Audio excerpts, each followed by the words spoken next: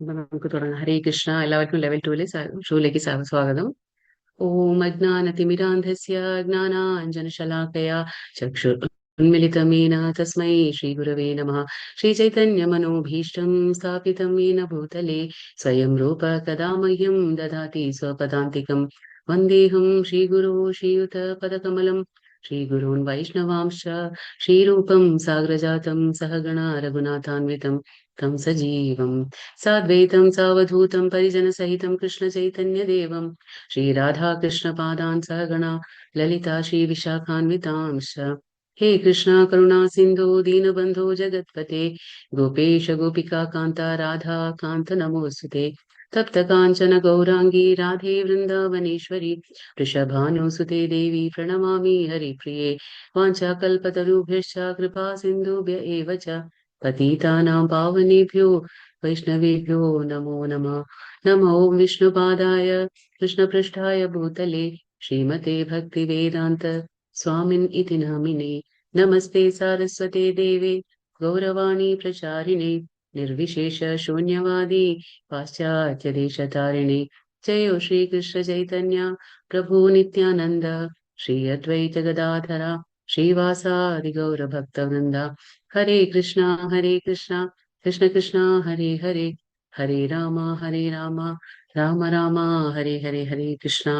എല്ലാവർക്കും സ്വാഗതം. അപ്പൊ ഇന്ന് നമുക്ക് ലെവൽ 2 അധ്യായം 1 നോക്കാം.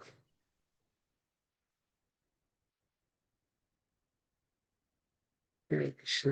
എല്ലാവർക്കും ഒരിക്കൽ കൂടി സ്വാഗതം. ഇത് അധ്യായം 1. നമുക്കറിയാം എന്തായിരുന്നു നമ്മൾ പഠിച്ചത്. അർജുന വിഷാദ യോഗം. അപ്പൊ ഇത് റിപ്പിറ്റേഷൻ ആണ്. അപ്പൊ നമ്മൾ ഒന്നും കൂടി വ്യക്തമായിട്ട് മനസ്സിലാക്കണം. അപ്പൊ ഇവിടെ അർജുന വിഷാദ യോഗം എന്നും പറയും, പിന്നെ യുദ്ധകളത്തിലെ സൈന്യ നിരീക്ഷണം എന്നും നമ്മൾ ഈ അധ്യായത്തിനെ പറയും. അപ്പൊ ഭഗവത്ഗീതയുടെ ആദ്യത്തെ അധ്യായം. അന്താരാഷ്ട്ര കൃഷ്ണാവബോധ സമിതിയുടെ സ്ഥാപക ആചാര്യനായ കൃഷ്ണ കൃപാമൂർത്തി ദിവ്യ പൂജ്യ ശ്രീ ശ്രീമതി ഭക്തി വേദാന്ത സ്വാമി പ്രഭുപാദരുടെ വ്യാഖ്യാനത്തിന് അടിസ്ഥാനമാക്കിയതാണ്. അപ്പൊ ഈ ഭഗവത്ഗീത നമ്മൾ ഏതാ വായിക്കാൻ പോകുന്നത്? യഥാരൂപം. എന്തുകൊണ്ട് നമുക്ക് യഥാരൂപം വേണം എന്നൊക്കെ നമ്മൾ ആദ്യത്തെ ലെവലിൽ മനസ്സിലാക്കി. അതായത് ഭഗവത്ഗീത കൃഷ്ണനിൽ നിന്ന് വരുന്ന ആ 4 അധികൃത പരമ്പരയിലൂടെ വരണം. എങ്കിൽ മാത്രമേ അത് യഥാരൂപത്തിൽ നമ്മുടെ അടുത്തേക്ക് അജ്ഞാനം കിട്ടുന്നുള്ളൂ. അല്ലെങ്കിൽ എന്താണ്, അതിൽ ഒരുപാട് മാറ്റങ്ങൾ ഉണ്ടായിരിക്കും. അപ്പൊ ഇത് യാതൊരു മാറ്റങ്ങളും കലർപ്പും കൂടാതെ നമുക്ക് നമ്മുടെ കയ്യിൽ ഭഗവാൻ എന്താണോ പറഞ്ഞിട്ടുള്ള അതേ രീതിയിൽ എത്തിക്കുന്നതാണ് യഥാരൂപം. അതുകൊണ്ടാണ് ഭഗവത്ഗീത യഥാരൂപം. അപ്പൊ അവിടെ നമുക്ക് 4 ഗുരു പരമ്പര നമ്മൾ മനസ്സിലാക്കിയല്ലേ. ബ്രഹ്മ പരമ്പര, ശ്രീ പരമ്പര, പിന്നെ പറഞ്ഞു രുദ്ര പരമ്പര, കുമാര പരമ്പര. 4 പരമ്പരയിലൂടെയാണ് നമുക്ക് ഇത് ജ്ഞാനം യഥാർത്ഥം. ഇത് അംഗീകൃതമായിട്ടുള്ള പരമ്പരകളാണിത്. അപ്പോ ഇങ്ങനെ ഒരു പരമ്പരയിലാണ് നമ്മുടെ ഇസ്കോൺ വരുന്നത്. ഏതാണ്? ബ്രഹ്മ മധ്വ ഗൗഡിയ പരമ്പര. ഗൗഡിയ എന്ന് പറഞ്ഞാൽ വെസ്റ്റ് ബംഗാളിലെ ഗൗഡിയ വൈഷ്ണവിസം. അതായത് ആ ചൈതന്യ പ്രഭു അവതരിച്ചത് എവിടെയാണ്? വെസ്റ്റ് ബംഗാൾ മായാപൂർ എന്ന സ്ഥലത്ത്. അപ്പൊ ആ നമ്മുടെ എന്താ പറയുന്നത്, മധ്വ പരമ്പരയിൽ ബ്രഹ്മ മധ്വ ഗൗഡിയ ആ വൈഷ്ണവ, അതായത് നമ്മൾ ചൈതന്യ പ്രഭുവിന്റെ ആ പരമ്പരയിലൂടെയാണ് നമ്മളും വരുന്നത്. അതുകൊണ്ടാണ് ബ്രഹ്മ മധ്വ ഗൗഡിയ പരമ്പര എന്ന് ഇതിന് നമ്മൾ പറയുന്നത്. അപ്പൊ അങ്ങനെയാണ് ഭഗവത്ഗീത യഥാരൂപം. പിന്നെ ഇതിൽ എന്താ കാണുന്നത്? നമ്മളിപ്പോ ഇവിടെ മംഗളാചരണം എന്ന് പറയുന്നത്. ഇപ്പൊ ഞാൻ പ്രെയർ ചെയ്തു അല്ലെ, ആ പ്രെയർ ആണിത്. എന്താണ്? ഓം അജ്ഞാന തിമിരാന്തസ്യ ജ്ഞാനാഞ്ജന ശലാഖയ ചക്ഷുർ ഉന്മിലിതം യേന തസ്മൈ ശ്രീ ഗുരവേ നമഃ. മംഗളാചരണം. നമ്മൾ എന്തൊരു കാര്യം ചെയ്യുമ്പോഴും നമ്മൾ എന്താണ്, അത് ശുഭമായിട്ടല്ലേ തുടങ്ങാം അല്ലെ. അതിപ്പോ നമ്മളിപ്പോ എന്താ ചെയ്യുന്നത്? ഭഗവാന്റെ ആധ്യാത്മിക ജ്ഞാനം നേടുകയാണല്ലേ നമ്മളൊക്കെ. അപ്പൊ നമ്മൾ അതിനും ഒരു ശുഭമായിട്ടാണ് തുടങ്ങേണ്ടത് അല്ലെ. നമ്മൾ എന്താ ചെയ്യേണ്ടത്? നമുക്ക് ഈ ജ്ഞാനം ഭഗവാനിൽ നിന്ന് ആരാ എത്തിച്ചു തരുന്നത്? ഗുരുക്കന്മാർ അല്ലെ. ആ ഗുരുക്കന്മാർക്ക് നമ്മൾ പ്രണമിക്കുകയാണ്. നമ്മൾ മംഗള ആചരണം, അതായത് ശുഭമായി നമ്മൾ നമ്മുടെ ആധ്യാത്മിക യാത്ര നമ്മൾ തുടങ്ങുകയാണ്. നമുക്കറിയാം ഗുരുവിനെ നമ്മൾ വേർതിരിച്ച് കാണാൻ പാടില്ല. ഗുരു എന്താണ്? ഭഗവാന്റെ പ്രതിനിധിയാണ്. ഭഗവാന്റെ ജ്ഞാനം തരാൻ വേണ്ടി വരുന്നതാണ് ഗുരുക്കന്മാർ അല്ലെ. അപ്പൊ ആ രീതിയിൽ നമ്മൾ അവരെ ആദരവോടെ ബഹുമാനത്തോടെ നമ്മൾ കാണണം. അപ്പൊ നമ്മൾ പ്രണമിക്കുകയാണ്. നമുക്ക് ഈ ജ്ഞാനം നമ്മളിലേക്ക് എത്തിച്ച ഗുരുക്കന്മാരെ നമ്മൾ പ്രണമിക്കുകയാണ്. അതാണ് ഓം അജ്ഞാന തിമിരാന്തസ്യ. അജ്ഞാന തിമിരാന്തസ്യ. ഇപ്പൊ നമുക്ക് തിമിരം ബാധിച്ച കണ്ണുകളാണ് അല്ലെ. നമുക്കിപ്പോ തിമിരം ബാധിച്ചു കഴിഞ്ഞാൽ ഒരു വ്യക്തിക്ക് കാണാൻ പറ്റും, എല്ലാം മങ്ങലല്ലേ. അപ്പൊ അതേപോലെ നമ്മൾ എന്താ പറയാ, ആ ഇരുട്ടായ അന്ധതയിലുള്ള ആ ഒരു കാട്ടിൽ ജനിച്ച നമ്മൾ അങ്ങനെ ആ ഇരുട്ടിൽ നമുക്കൊരു ഇരുട്ടായ കാട്ടിലൂടെ നമുക്കൊരു പ്രകാശം, ടോർച്ച് ലൈറ്റ് എന്ന് പറയില്ലേ, ആ ഒരു പ്രകാശം വെളിച്ചമായിട്ടാണ് നമ്മുടെ ജീവിതത്തിലേക്ക് ഗുരു നമ്മളെ വഴി നയിക്കുന്നത്. അതേപോലെ തിമിരം ബാധിച്ച കണ്ണുകൾക്ക് നമുക്ക് ഒന്നും തന്നെ കാണാൻ കഴിയില്ല വ്യക്തമായിട്ട്. അപ്പോൾ അങ്ങനെ നമ്മൾ പറയണം, അജ്ഞാനം എന്ന ആ ഇരുട്ടിൽ ജനിച്ചവനാണ് ഞാൻ. പക്ഷേ എന്റെ അജ്ഞാനം എന്ന ആ ഇരുട്ടിനെ ഇല്ലാതാക്കാൻ ഗുരു ഏത് രൂപത്തിലാണ് വരുന്നത്? ഭഗവാൻ ഗുരുവിന്റെ രൂപത്തിൽ എങ്ങനെയാ വരുന്നത്? ആ ഒരു ജ്ഞാനമാകുന്ന വെളിച്ചമെടുത്ത് എന്റെ അടുത്തേക്ക് വരികയാണ് ഗുരു. അപ്പൊ അങ്ങനെയുള്ള ഗുരുവിനെ ഞാൻ പ്രണമിക്കുന്നു. പിന്നെ ശ്രീ ചൈതന്യ മനോഭീഷ്ടം സ്ഥാപിതം യേന ഭൂതലെ സ്വയം രൂപ കഥാമഹ്യം ദദാതി സ്വപദാന്തികം. അപ്പൊ നമ്മളിത് വീണ്ടും ശ്രീ ചൈതന്യ മഹാപ്രഭുവിന്റെ ആ ഒരു അഭീഷ്ടം, ആ സ്ഥാപിതം യേന ഭൂതലെ, ഈ ഭൂമിയിലെ ഭഗവാൻ ശ്രീകൃഷ്ണൻ ചൈതന്യ പ്രഭുവായിട്ട് അവതരിച്ചപ്പോൾ, ആ ചൈതന്യ പ്രഭു എന്തിനാ അവതരിച്ച? കരുണാവതാരം വന്നത് എന്തിനായിരുന്നു? ഭഗവാന്റെ ഭഗവാന്റെ ആ ഭഗവാന്റെ ആ ഒരു ജ്ഞാനം എല്ലായിടത്തും, അതായത് ഹരിനാമ സങ്കീർത്തനം എന്താ പറയാ പ്രചരിപ്പിക്കാനാണ് വന്നതല്ലേ. അപ്പൊ അങ്ങനെ ചൈതന്യ മഹാപ്രഭുവിന്റെ അഭീഷ്ടം സ്ഥാപിക്കാൻ വേണ്ടി ഭൂമിയിൽ ആരാണ് വന്നത്? രൂപ ഗോസ്വാമി. അങ്ങനെ ഗോസ്വാമികളുണ്ട് നമ്മുടെ, എന്താ പറയാ, 6 ഗോസ്വാമികളുണ്ട്. ഗീതാ മാതാജി ഹരേ കൃഷ്ണ, ഒന്ന് ശ്രദ്ധിക്കണേ മൈക്ക്. ഹരേ കൃഷ്ണ. അപ്പോ എന്താണ്, നമ്മൾ 6 ഗോസ്വാമിമാരുണ്ട്. ശ്രീലറൂപ ഗോസ്വാമി, സനാതന ഗോസ്വാമി, എന്താ പറയാ, രഘുനാഥ് ദാസ്, രഘുനാഥ് ഭട്ട ഗോസ്വാമി, ജീവ ഗോസ്വാമി, ഗോപാല ഭട്ട ഗോസ്വാമി, ഇങ്ങനെയുള്ള 6 ഗോസ്വാമിമാർ എന്താണ്, ഇവര് ചൈതന്യ മഹാപ്രഭു അവതരിച്ചപ്പോൾ അവരുടെ സഹചാരികളായിരുന്നു. അപ്പൊ അവരെന്താ ചെയ്ത്, ഈ ഭഗവാന്റെ ആ ഒരു ജ്ഞാനം, ഭഗവാന്റെ ആ ഒരു, എന്താ പറയാ, ജ്ഞാനം എല്ലായിടത്തും പ്രചരിപ്പിക്കാനാണ് ഇവിടെ അവതരിച്ചത്. അപ്പൊ അവരെയും കൂടി നമ്മൾ പ്രണമിക്കുകയാണ്. പിന്നെ വന്ദേഹം ശ്രീഗുരോ ശ്രീയുതപദകമലം ശ്രീഗുരുൻ വൈഷ്ണവാംശ്ച ശ്രീരൂപം സാഗ്രജാതം സഹഗണ രഘുനാഥാൻവിതം തം സജീവം സാദ്വൈതം സാവധൂതം പരിജനസഹിതം കൃഷ്ണ ചൈതന്യദേവം ശ്രീ രാധാകൃഷ്ണ പാദാൻ സഹഗണ ലളിതാ ശ്രീ വിശാഖാൻവിതാംശ. ഇവിടെ കൃഷ്ണ ചൈതന്യദേവൻ, നമ്മൾ കൃഷ്ണനെയും പ്രണമിക്കുകയാണ്. കൃഷ്ണൻ ചൈതന്യ രൂപം എടുത്തു വന്ന ആ ചൈതന്യ പ്രഭുവിനെ പ്രണമിക്കുകയാണ്. രാധാകൃഷ്ണ പാദൻ, രാധാകൃഷ്ണന്റെ പാദത്തില്. പിന്നെ സഹഗണ ലളിത ശ്രീ വിശാഖാൻവിതാംശ. നമ്മൾ ഗോലോക ചാട്ടിൽ കണ്ടു. അപ്പോ ഈ കൃഷ്ണനും രാധയ്ക്കും അഷ്ടസഖിമാരുണ്ട്.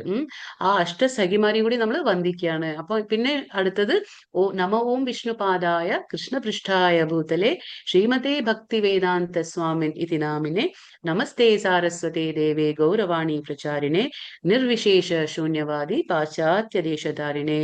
ഇത് ആരുടെ പ്രണാമ മന്ത്രമാണ്? പ്രഭുപാദരുടെ, ഇസ്കോൺ സ്ഥാപിച്ച പ്രഭുപാദരുടെ പ്രണാമ മന്ത്രമാണ്. കാരണം നമുക്ക് ഇന്ന് യഥാരൂപം നമ്മൾ ഇരുന്ന് ഇവിടെ പഠിക്കുന്നുണ്ടെങ്കിൽ അതിന് കാരണമാരാണ്? പ്രഭുപാദരാണ്. അപ്പൊ ആ പ്രഭുപാദരെ നമ്മൾ പ്രണമിക്കുകയാണ്. വിഷ്ണുപാദ കൃഷ്ണപൃഷ്ഠ ശ്രീമതേ ഭക്തി വേദാന്ത സ്വാമിൻ ഇതി നാമിനെ. ഇവരെന്താ ചെയ്ത്, ഇവർ പാശ്ചാത്യ നാടുകളിലേക്ക് പോയി ഭഗവാൻ ശ്രീകൃഷ്ണന്റെ വാണി അവിടെയെല്ലാം പ്രചരിപ്പിച്ച് അങ്ങനെ ലോകമെമ്പാടും ഇസ്കോൻ അമ്പലങ്ങളെ അവര് ഒരുപാട് എന്താ പറയുക സ്ഥാപിച്ചു. ഇന്നിപ്പോ അവരുടെ ആ കരുണ മൂലം നമ്മളിത് പഠിക്കുന്നു. അപ്പൊ അങ്ങനെ നിർവിശേഷ ശൂന്യവാദി പാശ്ചാത്യ ദേശധാരിണെ, പാശ്ചാത്യത്തിലുള്ള അതായത് പാശ്ചാത്യ നാടുകളിലുള്ള ആ ആൾക്കാരെ പോലും, എന്താ പറയാ, ഭഗവത് ഭക്തി എന്താന്ന് അവരെ പോലും പറഞ്ഞ് മനസ്സിലാക്കി കൊടുത്ത് ഇന്ന് അവര് പോലും ഹരേ കൃഷ്ണ മന്ത്രം ഉച്ചരിച്ചുകൊണ്ട് ആനന്ദത്തിലാണ്. അപ്പൊ അങ്ങനെ ഒരു വ്യക്തി ആരാണ്? പ്രഭുപാദർ. അവരെയും കൂടി നമ്മൾ പ്രണമിക്കുകയാണ്. പിന്നെ അടുത്തത് ഹേ കൃഷ്ണ കരുണാ സിന്ധു ദീനബന്ധോ ജഗത്പതേ ഗോപേശ ഗോപികാ കാന്ത രാധാകാന്ത നമോസ്തുതേ. ഇത് നമ്മൾ കൃഷ്ണനെ പ്രണമിക്കുകയാണ്. കരുണാസിന്ധുവാണ് കൃഷ്ണൻ. ആരാണ്? കരുണയുടെ സാഗരമാണ്, കാരുണ്യ സാഗരമാണ്, ദീനബന്ധുവാണ്. നമ്മളെ പോലെ പാവങ്ങളെ രക്ഷിക്കാനായിട്ട് വരുന്നതാണ് ഭഗവാൻ ശ്രീകൃഷ്ണൻ. ഗോപേശ ഗോപിക കാന്ത, ഗോപികമാരുടെ പ്രിയങ്കരനാണ്. അങ്ങനെയുള്ള കൃഷ്ണനെ നമ്മൾ പ്രണമിക്കുകയാണ്. പിന്നെ തപ്ത കാഞ്ചന ഗൗരാംഗി രാധേ വൃന്ദാവനേശ്വരി. ആരാണ് അടുത്തത്? രാധ. രാധാദേവിയെ നമ്മൾ പ്രണമിക്കുകയാണ്. രാധാദേവി എങ്ങനെ? ഗൗരാംഗിയാണ്. ആ ഗോൾഡൻ കളർ എന്ന്, രാധാദേവിയുടെ നിറം എന്താണ്? ഗോൾഡൻ നിറമാണ്. അങ്ങനെയുള്ള വൃന്ദാവനേശ്വരി, വൃന്ദാവനത്തിന്റെ അവള്, എന്താ പറയാ, വൃന്ദാവനം, എന്താ പറയുക, അവളുടെയാണ് വൃന്ദാവനം. വൃന്ദാവൻ ഈശ്വരിയാണ്, വൃന്ദാവനത്തിന്റെ ഈശ്വരിയാണ് അവള്. വൃഷഭാനു സുതേ, അതായത് വൃഷഭാനു എന്ന ആ രാജാവിന്റെ മകളാണ് ആര്? രാധാദേവി. അപ്പൊ പ്രണമിക്കുകയാണ് നമ്മൾ, രാധാദേവിനെയും കൂടി പ്രണമിക്കുകയാണ്. ഹരിപ്രിയെ, ആരാണ്? കൃഷ്ണന്റെ ഏറ്റവും പ്രിയപ്പെട്ടവളാണ് രാധാദേവി. പിന്നെ പഞ്ചതത്വം, ജയ ശ്രീ കൃഷ്ണ ചൈതന്യ പ്രഭു നിത്യാനന്ദ ശ്രീ അദ്വൈത ഗദാധര ശ്രീവാസാദി ഗൗര ഭക്തവൃന്ദ. നമ്മള് പഞ്ചതത്വത്തിനെ പ്രണമിക്കുകയാണ്. അത് കഴിഞ്ഞ് മഹാമന്ത്രം ഹരേ കൃഷ്ണ കൃഷ്ണ കൃഷ്ണ ഹരേ ഹരേ, ഹരേ രാമ രാമ രാമ ഹരേ ഹരേ. ഇങ്ങനെയാണ് നമ്മള് നമ്മുടെ ആ ഒരു എന്താ പറയുക ഭഗവാന്റെ ആധ്യാത്മിക കാര്യങ്ങൾ നമ്മൾ തുടങ്ങുന്നത് മംഗള ആചരണയിലൂടെ. അതായത് എല്ലാവരും പ്രണമിച്ചുകൊണ്ടാണ് നമ്മൾ നമ്മുടെ ആധ്യാത്മിക യാത്ര തുടങ്ങുന്നത്. ഹരി കൃഷ്ണ. ഇപ്പൊ എന്താണ് ശീല പ്രഭുപാദരുടെ അഭിപ്രായത്തിൽ ശീല പ്രഭുപാദ് പറയാണ് ഗീത ഒരു അടിസ്ഥാന പ്രബോധന ഗ്രന്ഥമാണ്. അപ്പൊ ഇത് നമുക്ക് എന്താണ് ഒരു ഫൗണ്ടേഷണൽ ആണ്. ഇത് നമുക്കിപ്പോ ഉറങ്ങിക്കിടക്കുന്ന ഒരു വ്യക്തിയെ നമുക്ക് എഴുന്നേൽപ്പിക്കണമെങ്കിൽ ഇപ്പൊ നമ്മൾ എങ്ങനെയാണ് ഉറങ്ങിക്കിടക്കുന്നത്? നമ്മൾ അജ്ഞാനത്തിലാണ്. നമുക്ക് എന്താണ് നമ്മൾ അജ്ഞാനത്തിലാണ് നമ്മൾ ഉറങ്ങിക്കിടക്കുന്നത്. പക്ഷെ നമുക്കൊരു ജ്ഞാനത്തിന്റെ വെളിച്ചം തന്ന് നമ്മളെ ഉണർത്തണ്ടേ?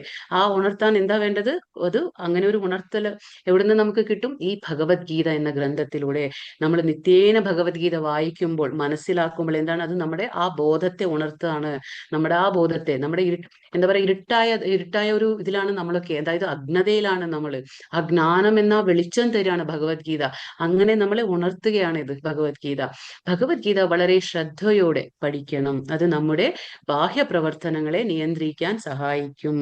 അത് നമുക്ക് പതിയെ പതിയെ മനസ്സിലാകും ക്രമേണ, ഒറ്റയടിക്കല്ല. പക്ഷെ നമ്മൾ നിത്യേന ഭഗവത്ഗീത ശ്രദ്ധയോടെ, അതായത് ഗൗരവത്തോടെ ആദരവോടെ നമ്മൾ ശ്രദ്ധയോടെ പഠിക്കുമ്പോൾ, കാരണം നമ്മൾ പറഞ്ഞില്ലേ ഒരു യോഗ്യത വേണമല്ലേ? അർജുനന് ഒരുപാട് യോഗ്യത ഉണ്ടായിരുന്നു.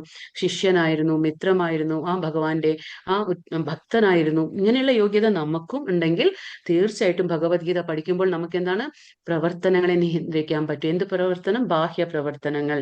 അതെന്താന്ന് വെച്ചാൽ നമ്മൾ ഹരേ കൃഷ്ണ മന്ത്രം ജപിക്കുമ്പോഴും ഭഗവത്ഗീത വായിക്കുമ്പോഴും എന്താ സംഭവിക്കുക? നമ്മുടെ ഉള്ളിൽ ഒരുപാട് മാറ്റങ്ങൾ വരും. അത് നമ്മൾ അറിയില്ല. നമ്മുടെ ഉള്ളിൽ തന്നെ ഒരുപാട് മാറ്റങ്ങൾ വരും. ഉള്ളിൽ നിന്നും വരുന്ന മാറ്റങ്ങൾ മൂലം എന്താ സംഭവിക്കുക?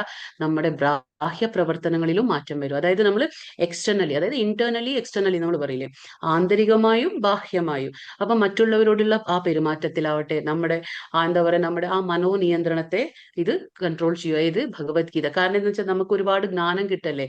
എങ്ങനെ മനസ്സിനെ നിയന്ത്രിക്കണം, എങ്ങനെ ഇന്ദ്രിയങ്ങളെ നിയന്ത്രിക്കണം, എങ്ങനെ പെരുമാറണം, പിന്നെ മുതിർന്നവര്, വയസ്സിൽ അച്ഛൻ അമ്മ ഗുരുക്കന്മാരോട് എങ്ങനെ ബഹുമാനത്തോടെ നമ്മൾ പെരുമാറണം, ഇങ്ങനെയുള്ള ഒരുപാട് ജ്ഞാനം നമുക്ക് ഭഗവത്ഗീതയിൽ കിട്ടുന്നുണ്ട്.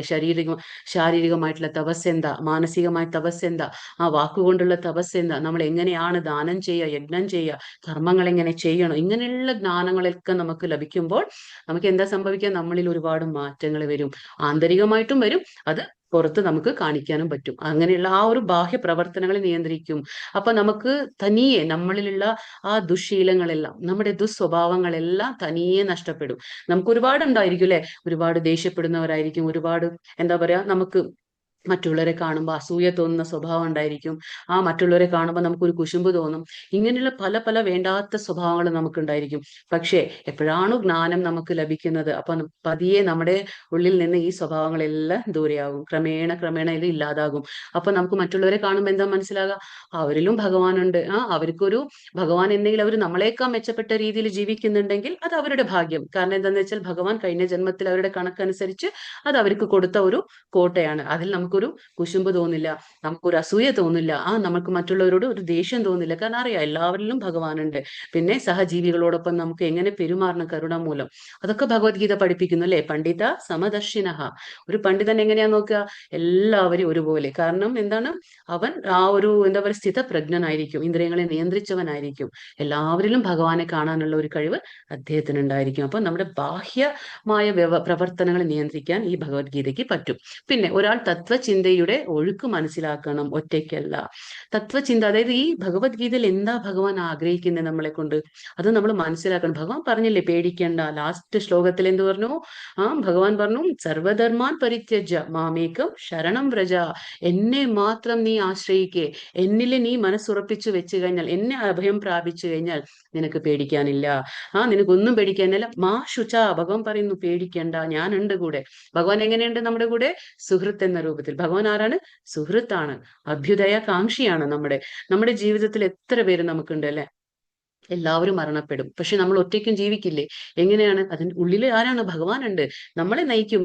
എങ്ങനെയാണ് നമ്മുടെ ജീവിതം മുന്നോട്ട് കൊണ്ടുപോകുന്നതെല്ലാം ഭഗവാൻ കാണിച്ചു തരും. നമുക്ക് പേടിക്കേണ്ട ആവശ്യമില്ല. നമ്മൾ നമ്മൾ ആരെ ആശ്രയിച്ച് നിന്നാലും നമുക്ക് എന്താണ്, നമുക്ക് പേടിക്കേണ്ട ആവശ്യമില്ല. നമുക്ക് ആരും നമ്മുടെ ജീവിതത്തിൽ പെർമനന്റ് ആയിട്ട് നമ്മുടെ കൂടെ വരാൻ പോകുന്നില്ല ശാശ്വതമായി. പക്ഷെ ഭഗവാൻ നമ്മുടെ കൂടെ ഉണ്ടാവും. മരണാനന്തരവും ആരുണ്ട്? ഭഗവാനുണ്ട്. അപ്പൊ നമ്മൾ ഒറ്റയ്ക്കല്ല, പേടിക്കേണ്ട ആവശ്യമൊന്നുമില്ല. അതാണ് ഈ ഭഗവത്ഗീത നമ്മുടെ ഒരു എന്താ പറയാ സുഹൃത്താക്കി വെക്കുമ്പോൾ നമുക്ക് എന്താണ്, ജീവിതത്തിൽ ഒരുപാട് ധൈര്യം വരും. നമുക്ക് മുന്നോട്ട് പോകാനുള്ള ആ ധൈര്യം ഭഗവത്ഗീത നമുക്ക് തരും. ഭഗവാൻ കൃഷ്ണന്റെ കാരുണ്യമാണ്. എന്താണ് ഭഗവത്ഗീത? ഭഗവാന്റെ കരുണയാണ് നമുക്ക്, അല്ലെ? ഭഗവാൻ എന്തിനാവശ്യം, അല്ലെ? ഭഗവത്ഗീത പറയേണ്ട ആവശ്യം ഉണ്ടായിരുന്നു? അത് അർജുനനെ ഒരു നിമിത്തമാക്കിയതാ. ഭഗവാൻ പറഞ്ഞില്ലേ, നിമിത്തം മാത്രം ഭവസവ്യസാചിൻ, നീ എന്റെ ഒരു ഉപകരണം മാത്രമാണ്. കാരണം ഭഗവാന് നമ്മളോടൊക്കെ ഇഷ്ടമാണ്. ഭഗവാൻ ആരാണ്? നമ്മുടെ അച്ഛനാണ്, അല്ലെ? ബീജപ്രദ പിതാവാണ്. അപ്പൊ ആ ഒരു സ്വാഭാവികമായിട്ട് നമ്മളോടുള്ള ആ ഇഷ്ടം, അല്ലെ? ഭഗവാന്റെ അടുത്തേക്ക് എങ്ങനെ വരണം എന്നെല്ലാം ഭഗവാൻ പറഞ്ഞു തരുന്നു. ഇങ്ങനെ ചെയ്താ എന്റെ അടുത്ത് വരാം, ഇങ്ങനെ ചെയ്താൽ നിനക്ക് മരിക്കുമ്പോൾ എന്നെ ഓർക്കാം. ഇങ്ങനെ പല പലതും കാര്യങ്ങൾ ഭഗവാൻ നമുക്ക് പറഞ്ഞു തരുന്നുണ്ട്. അപ്പൊ അത്രയും കരുണയാണ് ഭഗവാന് നമ്മളോട്. അപ്പൊ അർജുനനെ ഒരു നിമിത്തമാക്കി, ഒരു പ്രതിനിധീകരിക്കുകയാണ് അർജുനൻ. നമ്മളെയൊക്കെ പ്രതിനിധീകരിക്കുകയാണ് അർജുനൻ. അങ്ങനെയാണ് ആ ഭഗവത്ഗീത സന്ദേശം നമുക്കും കൂടിയാണ്. അപ്പൊ ശങ്കരാചാര്യർ എന്താ പറയുന്നത്? ഗീതയെ അമൃതത്തിന്റെ നദിയായിട്ടാണ് വിശേഷിപ്പിച്ചിരിക്കുന്നത്. എന്താണ് ഇത്? ഭഗവത്ഗീത ഒരു അമൃതത്തിന്റെ നദിയാണ്. അമൃതം എന്താണ്? നമുക്ക് എന്തിനാണ് അമൃതം വേണ്ടത്? ഇപ്പൊ നമുക്കറിയാം, അല്ലെ? ഹിരണ്യകശിപു ആവട്ടെ, പല പല അസുരന്മാരൊക്കെ കഠിനമായ തപസ് ചെയ്തു. എന്തിനാണ്? അവർക്ക് എന്താ വേണ്ടത്? അവർക്ക് ബ്രഹ്മാവിനെ പ്രീതിപ്പെടുത്തി. എന്നിട്ട് ബ്രഹ്മാവിനോട് എന്താ ചോദിച്ചത്? ആ തപസ് അത്രയൊക്കെ ചെയ്ത് ശാരീരികമായും മാനസികമായും അത്രയും പീഡനം സ്വയം അനുഭവിച്ചവര് തപസ് ചെയ്തിട്ട് എന്താ ചോദിച്ചേ? എനിക്ക് അമരത്വം വേണം, എനിക്ക് അനശ്വരത വേണം. പക്ഷെ അത് കൊടുക്കാൻ കഴിഞ്ഞു? ബ്രഹ്മാവിന് പോലും കൊടുക്കാൻ സാധിച്ചില്ല. പക്ഷെ നമുക്ക് കലിയുഗത്തില് അങ്ങനെയൊന്നും ബുദ്ധിമുട്ടണ്ട, നമുക്ക് അങ്ങനെയൊന്നും പ്രശ്നമില്ല, ഒരു പ്രശ്നവുമില്ല. വളരെ എളുപ്പത്തിൽ ഭഗവാൻ പറയുന്നു, വളരെ എളുപ്പത്തിൽ ഭഗവാൻ നമുക്ക് അമൃതം തരുന്നു. അതായത് അമരത്വം എങ്ങനെയാണ്? ജന്മ, മൃത്യു, ജര, വ്യാധി, ഈ ഭവരോഗങ്ങൾ 4 ഈ 4 ഭവരോഗങ്ങളും ഇല്ലാതാക്കും. എങ്ങനെ? ആ ഭഗവത്ഗീത പഠിച്ച് നമ്മൾ ഭഗവാൻ പറയുന്ന പോലെ ജീവിച്ചു കഴിഞ്ഞാൽ നമുക്ക് ഈ അമൃതം സ്വീകരിച്ച പോലെയാണ്. അപ്പൊ നമുക്ക് അമരത്വം കിട്ടാണ്. എളുപ്പത്തിൽ കിട്ടുന്ന വഴിയാണ് നമുക്ക് ഭഗവത്ഗീത പറഞ്ഞു തരുന്നത്. അപ്പൊ ഒരു പ്രാവശ്യം നമ്മൾ ഭഗവാന്റെ ധാമത്തിലെത്തിയ പിന്നെ നമ്മൾ ഇവിടേക്ക് തിരിച്ചു വരില്ല. പിന്നെ നമുക്ക് ഈ ജനന മരണങ്ങൾ ഒട്ടുമുണ്ടാവില്ല. അപ്പൊ ഈ ചക്രത്തിൽ നിന്ന് നമുക്ക് എന്താ പറയാ, ഒരു മോചനം കിട്ടുകയാണ്. പിന്നെന്താ? മഹാഭാരത ചരിത്രം അടുത്ത സ്ലൈഡിൽ വരും. പിന്നെ അർജുനൻ യുദ്ധം ചെയ്യാൻ നിഷേധിക്കുന്നു. നമ്മൾ മനസ്സിലാക്കി, അല്ലെ? അർജുനൻ എല്ലാവരെയും കാണുകയാണ്. കണ്ട ആകെ എന്താ പറയാ, ഒരു വിഷമം, മനപ്രയാസം തോന്നാണ്. പേടി കൊണ്ടല്ല, പക്ഷെ മനപ്രയാസം തോന്നിയിട്ട് എന്ത് പറയുന്നു? നിഷേധിക്കുകയാണ്. എനിക്ക് യുദ്ധം ചെയ്യാൻ പറ്റുന്നില്ല എന്ന് പറയല്ലേ. അതാണ് നമ്മൾ കാണാൻ പോകുന്നത്. പിന്നെ ജീവാത്മാവിനോടുള്ള അനുകമ്പയിൽ ഭഗവാൻ എന്താണ്? കൃഷ്ണൻ ഗീത ഉപദേശിക്കുന്നത് നമ്മളോടുള്ള ഒരു സ്നേഹം കൊണ്ടാണ്. ഭഗവാന്റെ അംശമാണ്. പറഞ്ഞില്ലേ, മമൈവാംശോ ജീവലോകേ. അപ്പൊ നമ്മൾ ആരാണ്? ഭഗവാന്റെ അംശങ്ങളാണ്. അതുകൊണ്ട് ഭഗവാൻ നമ്മളോട് ഒരു കരുണയുണ്ട്. അതുകൊണ്ടാണ് ഭഗവത്ഗീത ഭഗവാൻ നമുക്ക് ഉപദേശിച്ച് തരുന്നത്. പക്ഷെ നമ്മളിത് മനസ്സിലാക്കണം. ഇപ്പൊ നമുക്ക് എന്താ പറയാ, പാണ്ഡവന്മാരുണ്ട്, കൗരവന്മാരുണ്ട്. പക്ഷെ ഇവരൊക്കെ എന്താണ്, എങ്ങനെയാണ് ഇവരുടെ ആ വംശപരമ്പര, അല്ലെ? അത് നമുക്ക് കുരു വംശപരമ്പര നമുക്ക് മനസ്സിലാക്കാം. ഇപ്പൊ കുരു വംശമാണ്. അപ്പൊ കുരു വംശത്തിലെ രാജാവാരാണ്? ശാന്തനു. ഹസ്തിനാപുരത്തിലെ രാജാവാരാണ്? ശാന്തനു. ശാന്തനുവിന് ആദ്യത്തെ ഭാര്യ എന്ന് പറഞ്ഞ ഗംഗ. അതായത് ഗംഗാ തീരത്ത് ഈ ഗംഗയെ കാണുമ്പോൾ ശാന്തനു രാജാവിന് ഒരു ഇഷ്ടം തോന്നാണ്. അവസാനം അങ്ങനെ ഗംഗയെ വിവാഹം കഴിക്കട്ടെ എന്നൊക്കെ ചോദിക്കുമ്പോൾ ഗംഗ ഒരു കണ്ടീഷൻ വെക്കും. അതായത് എന്നെ വിവാഹം കഴിക്കാം, പക്ഷെ ഞാൻ എന്ത് കാര്യം ചെയ്താലും എന്നോട് ചോദ്യം ചെയ്യരുത്. ചോദ്യം ചെയ്ത നിമിഷം ഞാൻ നിങ്ങളെ വിട്ടുപോയിരിക്കും എന്ന് പറയും. അങ്ങനെ ഗംഗയെ വിവാഹം കഴിക്കുകയാണ് ആര്? ശാന്തനു മഹാരാജാവ്. പക്ഷെ ഈ ഗംഗ എന്താ ചെയ്യുന്നേ? ഓരോ പ്രാവശ്യം കുഞ്ഞുണ്ടാകുമ്പോഴും അത് നദിയിൽ ഒഴുക്കിവിടാണ്. അങ്ങനെ ഈ ശന്തനു രാജാവിന് ഒരു വല്ലാത്തൊരു അസ്വസ്ഥത തോന്നാണ്. ആദ്യത്തെ കുഞ്ഞു പോയി, രണ്ടാമത്തെ കുഞ്ഞു പോയി, 3, 4, 5, 6 ഇങ്ങനെ 7 കുഞ്ഞുങ്ങളെ ഇങ്ങനെ ഗംഗാദേവി തനിക്കുണ്ടാകുന്ന കുഞ്ഞുങ്ങളെയൊക്കെ ഗംഗയിൽ ഒഴുക്കിവിടാണ്. ഇപ്പൊ ശന്തനു മഹാരാജാവിനെ ചോദ്യം ചെയ്യാതിരിക്കാൻ പറ്റുന്നില്ല. അതുവരെ മൗനമായിട്ടിരുന്നു. പക്ഷേ സഹിച്ചില്ല. അങ്ങനെ സഹിക്കാതെ വരുമ്പോ 8ാമത്തെ കുഞ്ഞാകുമ്പോഴാണ് ശന്തനു രാജാവ് എന്ത് ചെയ്തു? ഗംഗയോട് ചോദിച്ചു, എന്തിനാ ഇങ്ങനെയൊക്കെ ചെയ്യുന്നത് എന്ന്. അപ്പൊ ഗംഗ ഒരു കാര്യം പറഞ്ഞു, എന്നോട് ചോദ്യം ചെയ്യരുത് എന്ന്. പക്ഷെ ചോദിച്ചു പോയി. അങ്ങനെ ചോദിച്ചു പോയപ്പോ ഗംഗ ശന്തനുവിനെ ഉപേക്ഷിക്കുകയാണ്. പക്ഷെ 8ാമത്തെ കുഞ്ഞിനെ കയ്യിൽ കൊടുത്തു. അതാണ് ഭീഷ്മ.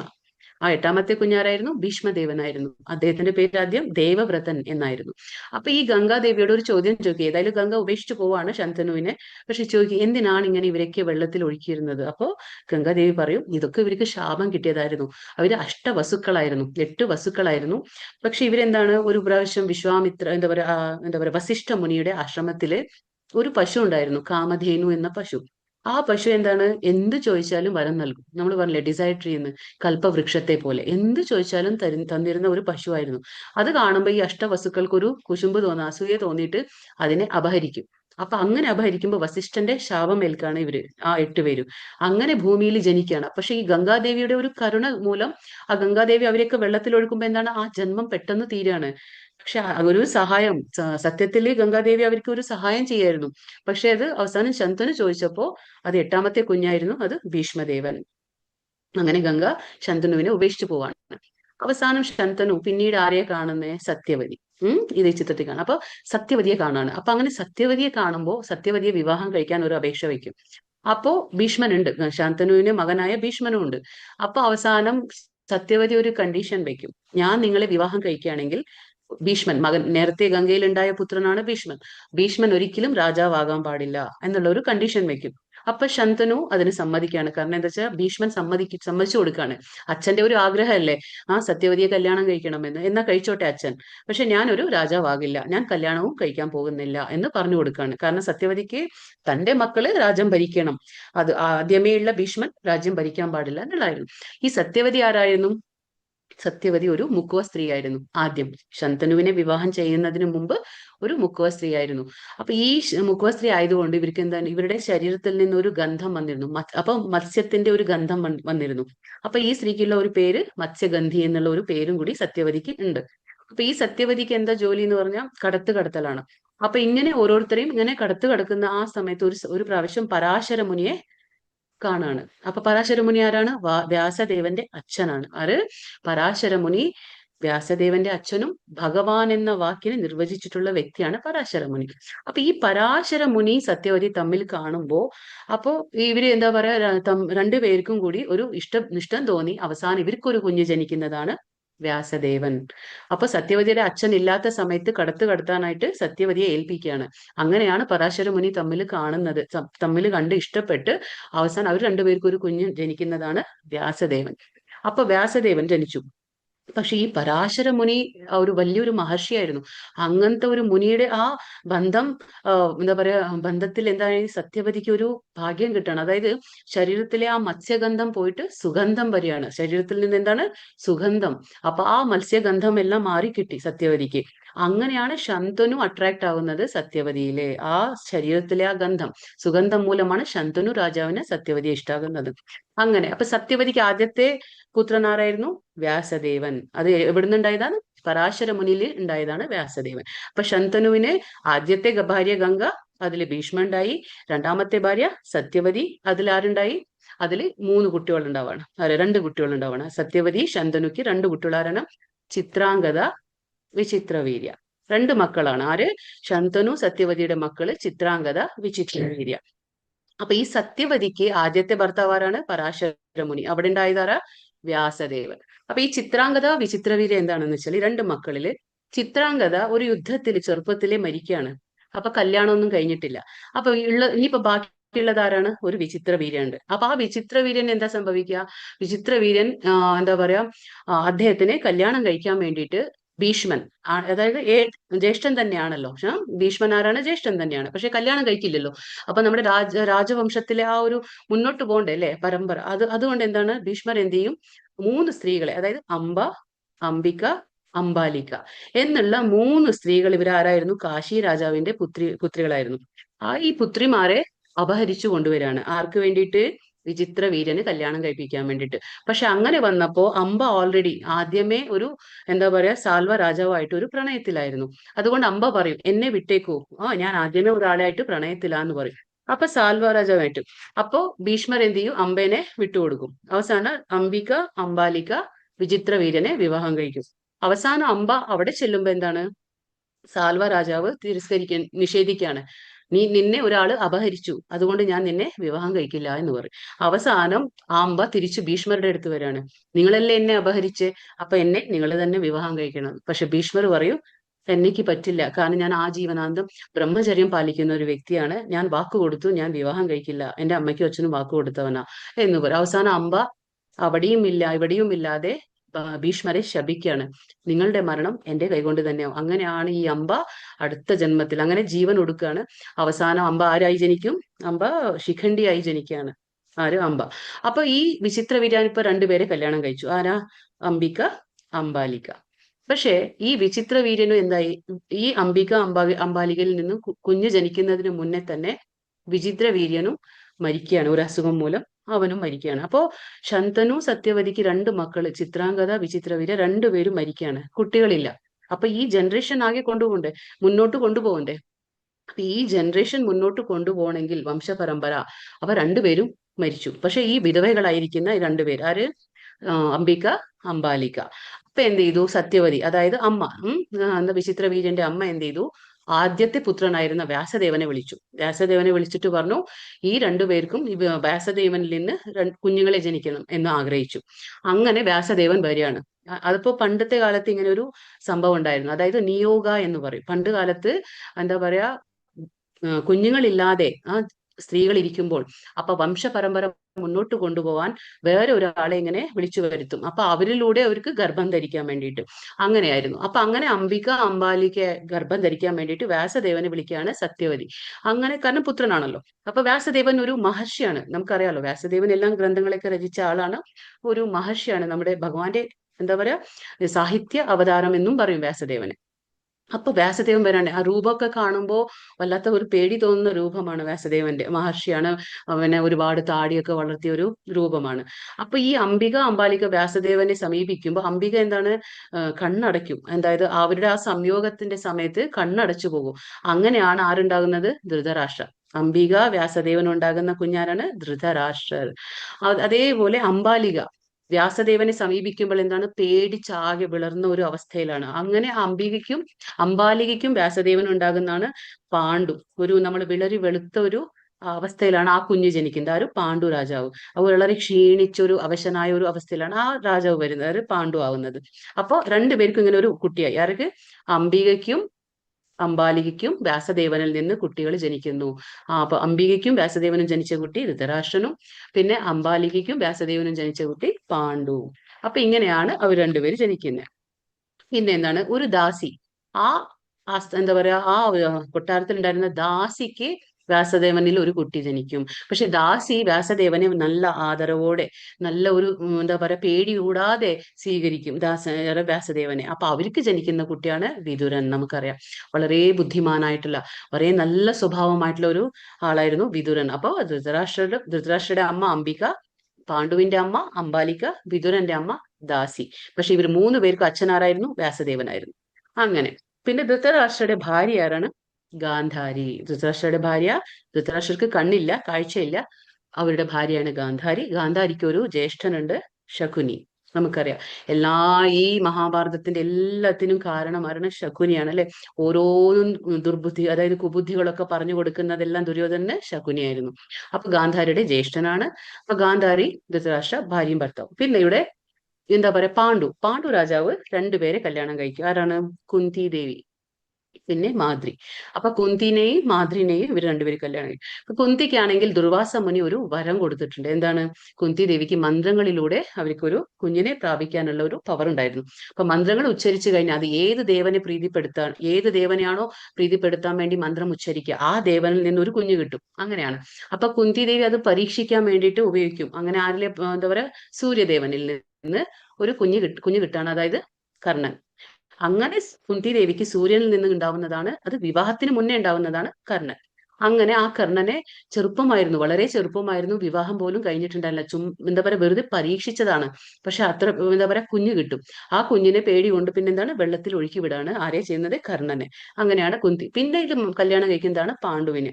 അങ്ങനെ കല്യാണം കഴിച്ച് പിന്നെ കിട്ടുന്നത് ആരൊക്കെയാണ്? ആദ്യത്തെ മോൻ ആരായിരുന്നു? യുധിഷ്ഠിരൻ. അപ്പൊ യുധിഷ്ഠിരൻ ആരിലൂടെ കിട്ടിയതാണ്? യുധിഷ്ഠിരൻ ധർമ്മരാജാവ്. നമ്മൾ യമധർമ്മൻ എന്ന് പറയില്ലേ, ധർമ്മരാജാവിൽ നിന്ന് കിട്ടിയതാണ് യുധിഷ്ഠിരൻ. പിന്നെ ഇന്ദ്രദേവനിൽ നിന്ന് കിട്ടിയതാണ് അർജുനൻ. പിന്നെ വായുദേവനിൽ നിന്ന് കിട്ടിയതാണ് ഭീമൻ.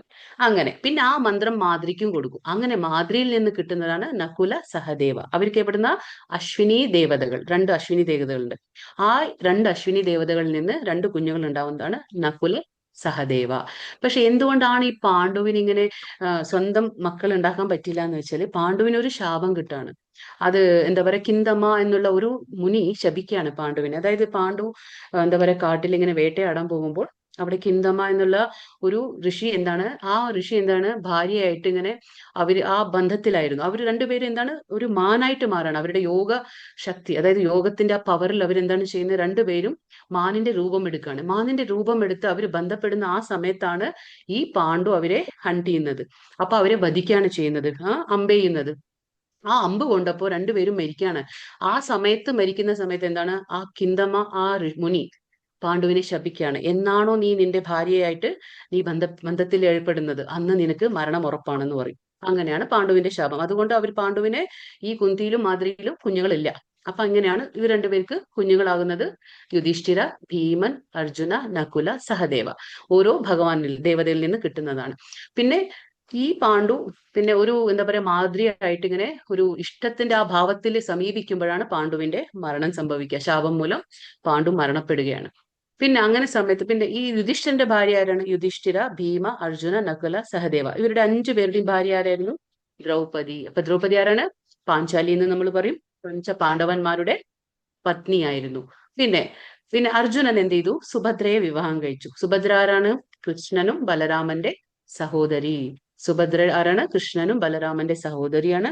അർജുനൻ വിവാഹം കഴിക്കുകയാണ് സുഭദ്രയെ. അങ്ങനെ അർജുന സുഭദ്രയ്ക്ക് ഒരു കുഞ്ഞുണ്ടായി, അത് അഭിമന്യു. അങ്ങനെ അഭിമന്യു അവരുടെ മകനാണ്. അഭിമന്യു ആരെ വിവാഹം ചെയ്തു? ഉത്തര.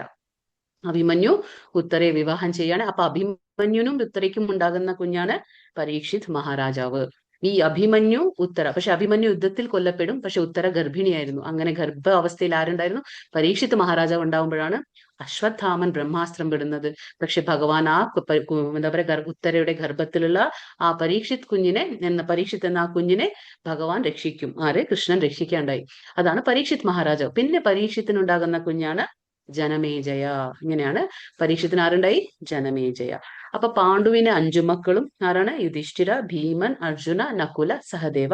പിന്നെ ധൃതരാഷ്ട്ര, കണ്ണില്ലാത്ത ധൃതരാഷ്ട്രന് ഗാന്ധാരി ഭാര്യ, ഒരു മകൻ ഉണ്ടാവുന്നതാണ്. 5 മക്കൾ. അവർക്ക് 100 മക്കളാണ്. 100 മക്കൾ ആരാണ്? ദുര്യോധനനുണ്ട്, ദുശാല എന്ന ഒരു പെൺകുട്ടിയുണ്ട്, പിന്നെ ദുശ്യാസന. അങ്ങനെ 100 മക്കള്. പിന്നെ 98 ആൺകുട്ടികൾ വേറെ.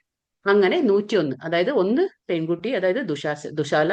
പിന്നെ 100 പുത്രന്മാർ, ദുര്യോധന, ദുശാസന എന്നീ പുത്രന്മാരും ഉണ്ടാകും.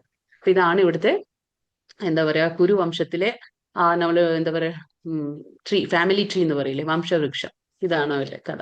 അപ്പൊ ഇതൊക്കെയാണ്. ഇപ്പൊ ഇങ്ങനെ നമ്മൾ മനസ്സിലാക്കിയില്ലേ. ഇപ്പോ 5 പുത്രന്മാര് പാണ്ഡു രാജാന്റെ മക്കളും പിന്നെ ധൃതരാഷ്ട്രന്റെ 100 പുത്രന്മാരും. ഇങ്ങനെയാണ് ഈ 2 സൈന്യങ്ങൾ ഇങ്ങനെ നമുക്ക് കാണാം യുദ്ധത്തിൽ എന്താ ഇവര് സംഭവിക്കുന്നത്.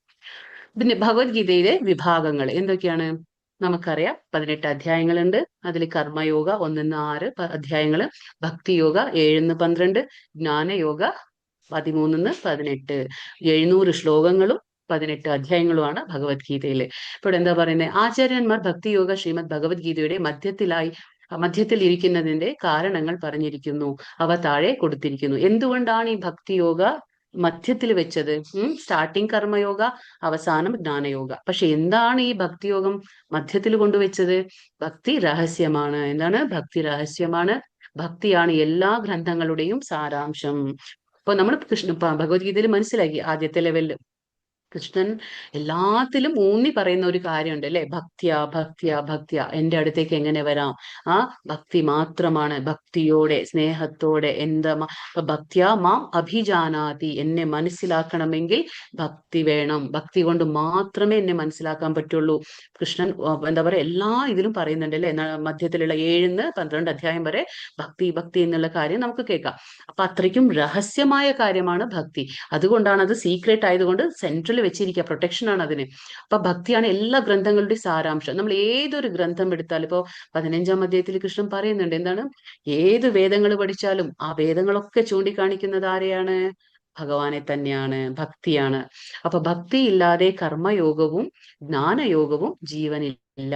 അപ്പൊ നമുക്ക് ഭക്തി ചെയ്യാതെ കർമ്മത്തിലും ജ്ഞാനത്തിലും മാത്രം ഭഗവാനെ പ്രാപിക്കാം എന്ന് വിചാരിച്ചാൽ അത് നടക്കില്ല. കാരണം അതിനൊന്നും തന്നെ എന്താ പറയാ നിലനിൽപ്പില്ല. അതിന് നിലനിൽപ്പ് വേണമെങ്കിൽ അതിൽ ഭക്തി ഉണ്ടായിരിക്കണം. ഭക്തിയിലേക്ക് എത്തണം. അപ്പൊ നമ്മൾ കർമ്മം മാത്രം ചെയ്ത് ഭഗവാനെ പ്രാപിക്കുക എന്ന് വിചാരിച്ചാൽ നടക്കില്ല. ഞാൻ ജ്ഞാനം മാത്രം അർജിച്ചുകൊണ്ട് ഭഗവാനെ പ്രാപിക്കുക എന്ന് വിചാരിച്ചാലും നടക്കില്ല. പക്ഷെ നമ്മൾ കർമ്മം ചെയ്ത് ചെയ്ത് പതിയെ ഭക്തിയിലേക്ക് എത്തണം. അതേപോലെ ജ്ഞാനം അർജിച്ച് അർജിച്ച് പിന്നെ പതിയെ ഭക്തിയിലേക്ക്. അപ്പൊ എവിടുന്ന് വന്നാലും നമ്മൾ എവിടേക്ക് എത്തണം? ഭക്തിയിലേക്ക് എത്തണം.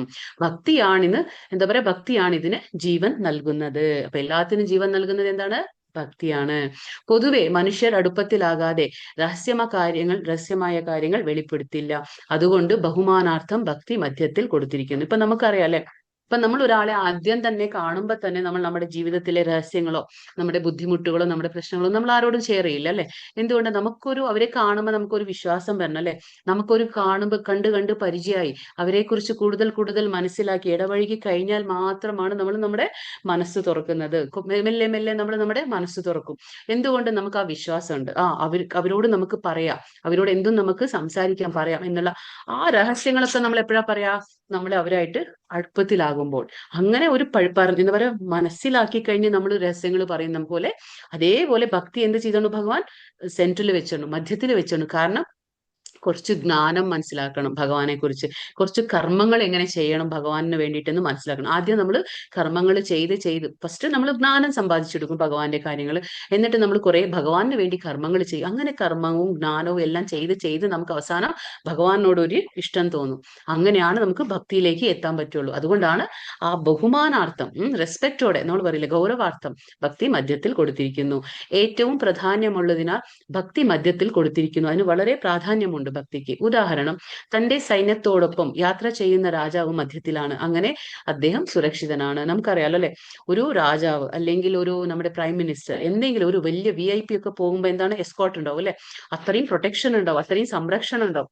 മുന്നിലാകട്ടെ പുറകിലാകട്ടെ അത്രയും ആൾക്കാരുടെ ഇടയിൽ കൂടെ നടുവിലാണ് അല്ലെങ്കിൽ സെൻട്രലാണ് ആ വേണ്ടപ്പെട്ട ആളുണ്ടാവുക യാത്ര ചെയ്യുക. അപ്പൊ മുന്നിലും പിന്നിലും അത്രയും പ്രൊട്ടക്ഷൻ ഉണ്ടാവും. അതുപോലെയാണ് ഭക്തി അത്രയും ശ്രേഷ്ഠമായ ഒരു കാര്യം. ഇപ്പൊ നമുക്കൊരു ആഭരണ പെട്ടി എടുത്താലും നമ്മൾ എന്താ ചെയ്യാ, നമുക്ക് ഇഷ്ടപ്പെട്ട ആഭരണത്തിന് ആ വാല്യൂ ഉണ്ട് അല്ലെ. അപ്പൊ നമ്മൾ എന്തായാലും സൂക്ഷിച്ച് നമ്മൾ എവിടെ വെക്കണം, അത്രയും സേഫ് ആയിട്ട് വെക്കും. അതുകൊണ്ടാണ് ഭക്തിയും അത്രയും സേഫ് ആയിട്ട് വെച്ചിട്ടുള്ളത്. അപ്പൊ ഭക്തി അത്രയും ഇമ്പോർട്ടന്റും രഹസ്യമായിട്ടുള്ള കാര്യമാണ്. പിന്നെ ശ്രീല പ്രഭുപാദരുടെ വ്യാഖ്യാനം താഴെ കൊടുത്തിരിക്കുന്ന വൈഷ്ണവന്മാരുടെ എന്താ പറയാ വ്യാഖ്യാനത്തിൽ നിന്ന് അടിസ്ഥാനമാക്കിയിട്ടുള്ളതാണ്. അപ്പൊ ഇവിടെ എന്താ, നമ്മൾ ഈ പ്രഭുപാദരുടെ ഇപ്പൊ പുസ്തകം എഴുതി യഥാരൂപം എന്ന് അല്ലെ. അപ്പൊ അവര് എന്താ പറയാ, ഈ വൈഷ്ണവ സമ്പ്രദായത്തിൽ വരുന്ന ഏറ്റവും മികച്ച ആൾക്കാരുടെ ആ ഒരു വ്യാഖ്യാനത്തിൽ നിന്ന്, അവരുടെ ആ പുസ്തകത്തിൽ നിന്നും, അവരുടെ ആ പുസ്തകങ്ങളെല്ലാം വായിച്ചതിന് ശേഷവും എല്ലാം മനസ്സിലാക്കി അതെല്ലാം ഇമ്പോർട്ടന്റ് ആയിട്ടുള്ള ആ ഓരോ സെക്ഷനുകളും എടുത്ത് വായിച്ച് മനസ്സിലാക്കി കഴിഞ്ഞിട്ടാണ് പ്രഭുപാദ് യഥാരൂപം എഴുതിയിട്ടുള്ളത്. അതിൽ പ്രമുഖമായിട്ട് ആരാണ്? ശ്രീല ബലദേവ് വിദ്യാഭൂഷൺ, ഇത് ഗൗഡിയ വൈഷ്ണവരാണ്. ശ്രീല വിശ്വനാഥ് ചക്രവർത്തി ഠാക്കൂർ, ഇവരും വൈഷ്ണവരാണ്. ശ്രീധര സ്വാമി, എല്ലാം ഗൗഡിയ വൈഷ്ണവസ് ആണ്. പിന്നെ ശ്രീപാദ രാമാനുജാചാര്യ, ഇത് എല്ലാവർക്കും നമുക്കറിയാം. സൗത്ത് ഇന്ത്യയിലെ തമിഴ്നാട്ടിൽ ശ്രീരംഗം എന്നുള്ള സ്ഥലമുണ്ട് അല്ലെ. നമ്മൾ 4 സമ്പ്രദായം പറഞ്ഞു. അതിൽ ശ്രീ സമ്പ്രദായമില്ലേ, ലക്ഷ്മി ദേവിയിൽ നിന്ന് തുടങ്ങുന്നതാണ് ശ്രീ സമ്പ്രദായ. അപ്പൊ ശ്രീ വൈഷ്ണവ എന്ന് പറയും ഇവരെയൊക്കെ നമ്മൾ. അപ്പൊ ഈ ശ്രീരംഗം തമിഴ്നാട്ടിലെ സ്ഥലമാണ്. അപ്പൊ ശ്രീ വൈഷ്ണവ സമ്പ്രദായത്തിന്റെ ഹെഡ് ആരാണ്? രാമാനുജാചാര്യ. അപ്പൊ ഇവരിൽ നിന്നും തുടങ്ങിയതാണ് എന്താ പറയാ, രാമാനുജാചാര്യത്തിൽ നിന്ന് തുടങ്ങിയ ശ്രീ വൈഷ്ണവ സമ്പ്രദായം. അപ്പൊ ഇവരുടെയും കൂടി എല്ലാവരുടെയും ആ ഒരു എന്താ പറയാ അടിസ്ഥാനമാക്കിക്കൊണ്ട് പുസ്തകങ്ങളും എല്ലാം അവരുടെ ആ എന്താ പറയാ അവരുടെ എല്ലാം പുസ്തകത്തിന്റെ അടിസ്ഥാനത്തിലാണ് പ്രഭുപാദ് യഥാരൂപം പുസ്തകം എഴുതിയത്. പിന്നെ ഭഗവത്ഗീതയിലെ 700 ശ്ലോകങ്ങളുടെ വിഭജനം. ഇപ്പൊ നമ്മൾ പറഞ്ഞു 18 അധ്യായങ്ങൾ, 700 ശ്ലോകങ്ങളുണ്ട്. ആ 700 ശ്ലോകങ്ങളെ എങ്ങനെയാണ് ഡിവൈഡ് ചെയ്തിരിക്കുന്നത്, വിഭജനം ചെയ്തിരിക്കുന്നത്? അതായത് ആദ്യത്തേത് 82% ഭഗവാനാണ് പറഞ്ഞിട്ടുള്ളത്. എങ്ങനെയാണ്? ഭഗവാൻ ശ്രീകൃഷ്ണൻ 574, എത്ര ശ്ലോകങ്ങളാണ്? 574 ശ്ലോകങ്ങൾ ഭഗവാൻ പറഞ്ഞു. അർജുനൻ 84 ശ്ലോകങ്ങൾ പറഞ്ഞു.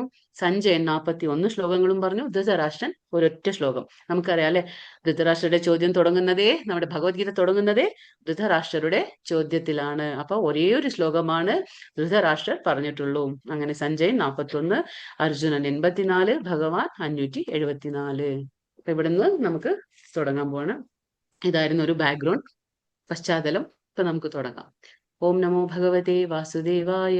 ധൃതരാഷ്ട്ര ഉവാച ധർമ്മക്ഷേത്രേ കുരുക്ഷേത്രേ സമവേതായുയുത്സവഃ മാമക പാണ്ഡവാശ്ചൈവ കിമകുർവത സഞ്ജയ. ധൃതരാഷ്ട്രർ പറഞ്ഞു, ഹേ സഞ്ജയ, പുണ്യസ്ഥലമായ കുരുക്ഷേത്രത്തിൽ യുദ്ധോത്സുകരായി ഒന്നിച്ചുകൂടി എന്റെ മക്കളും പാണ്ഡുപുത്രരും എന്തു ചെയ്തു? അപ്പൊ നമുക്കറിയാം, ഒരു അന്ധന്റെ ചോദ്യത്തിലൂടെയാണ് എന്താ പറയാ നമ്മുടെ ഭഗവത്ഗീത തുടങ്ങാൻ പോകുന്നത്. നമ്മളിപ്പോ പശ്ചാത്തലം പറഞ്ഞു അല്ലെ, കൗരവരും പാണ്ഡവരും. അപ്പൊ ഈ പാണ്ഡു രാജാവ് എന്താണ്, ആക്ച്വലി നമുക്കറിയാം ഒരു രാജ്യം ഭരിക്കുന്നത് ആരാണ്?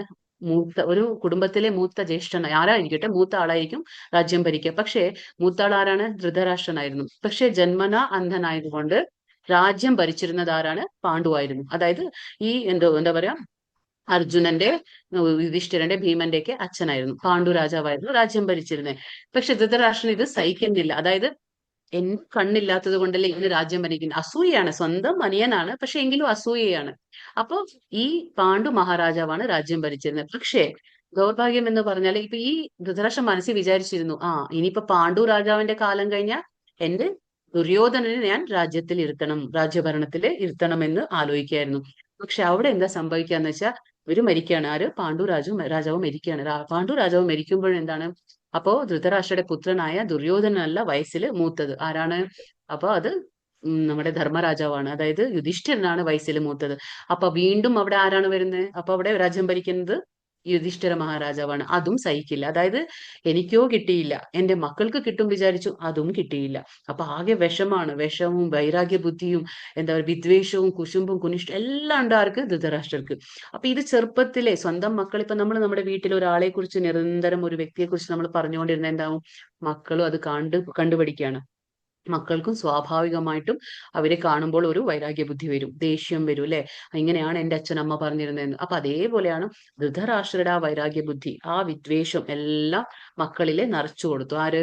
ധൃതരാഷ്ട്രര് ദുര്യോധനാദികളില്. അപ്പൊ ഈ ദുര്യോധനാദികള് ജനിക്കുമ്പോഴേ അച്ഛന്റെ അതേ സ്വഭാവം തന്നെയാണ്. അപ്പോ അതേപോലെ, അതുകൊണ്ടാണ് നമ്മൾ പറഞ്ഞത് യദ്യത് ആചരതി ശ്രേഷ്ഠ. വീട്ടിൽ വയസ്സായ ആൾക്കാർ എന്തു ചെയ്യോ, കുഞ്ഞുങ്ങൾ അത് തന്നെ ഫോളോ ചെയ്യും എന്ന് പറയുന്നത്. അപ്പൊ ആ ധൃതരാഷ്ട്രന്റെ അതേ സ്വഭാവം വന്നു ആർക്ക്? മക്കൾക്ക്. അപ്പൊ ഇവർക്കും സ്വാഭാവികമായിട്ടും പാണ്ഡവരൊന്നും തെറ്റിയിട്ടല്ല, പക്ഷെ എന്നാലും പാണ്ഡവരോട് ഒരു വിദ്വേഷ മനോഭാവമാണ്. അപ്പൊ ഇവിടെ ധൃതരാഷ്ട്രൻ എന്താ പറയുന്നത്? ചോദിക്കാണ്. ഇപ്പൊ നമുക്കറിയാം, ശ്രീകൃഷ്ണൻ വന്നു അല്ലെ, ശ്രീകൃഷ്ണൻ വന്ന് സംഭാഷണത്തിന് വന്നു.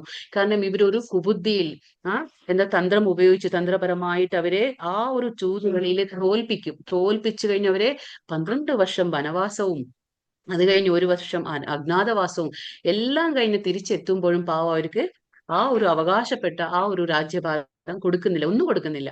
അവസാനം കൃഷ്ണൻ ചെല്ലേണ്ടി വന്നു. കൃഷ്ണൻ ചെന്നു എത്ര സോഫ്റ്റ് ആയിട്ട് നല്ല രീതിയിൽ ചോദിക്കും.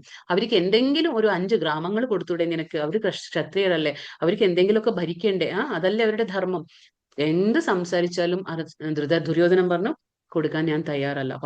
വാക്കായിരുന്നു, കൊടുക്കണം എന്നുള്ള വാക്കുണ്ടായിരുന്നു, പക്ഷെ പാലിക്കുന്നില്ല. അതാണ്. പിന്നെന്താ, പിന്നെ അത് അവസാനം കഴിഞ്ഞു. 5 ഗ്രാമങ്ങൾ കൊടുക്കാൻ പറഞ്ഞു. രാജ്യങ്ങളില്ല, ഗ്രാമങ്ങളില്ല. ശരി, ഒരൊറ്റ ഗ്രാമം കൊടുത്തോ, അവരെന്തോ ചെയ്തോളും, 5 പേരും ഭരിച്ചോളും എങ്ങനെയെങ്കിലും.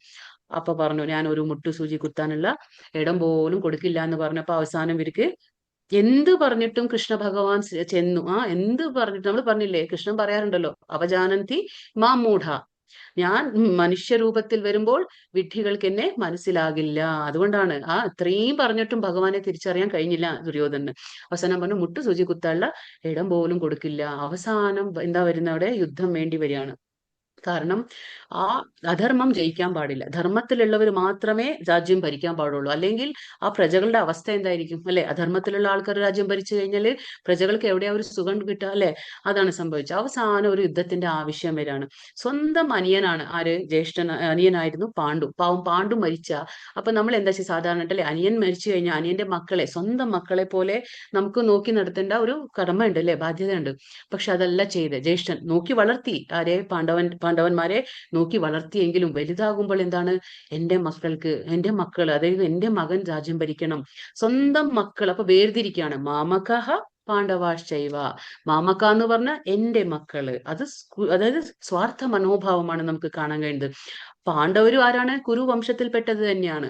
രണ്ടുപേരും ഒരേ വംശമാണ്. പക്ഷെ എന്തിരുന്നാലും ആ പാണ്ഡവന്മാർക്ക് ആ കുരു വംശത്തിന്റെ അധികാരം നിഷേധിക്കുകയാണ്.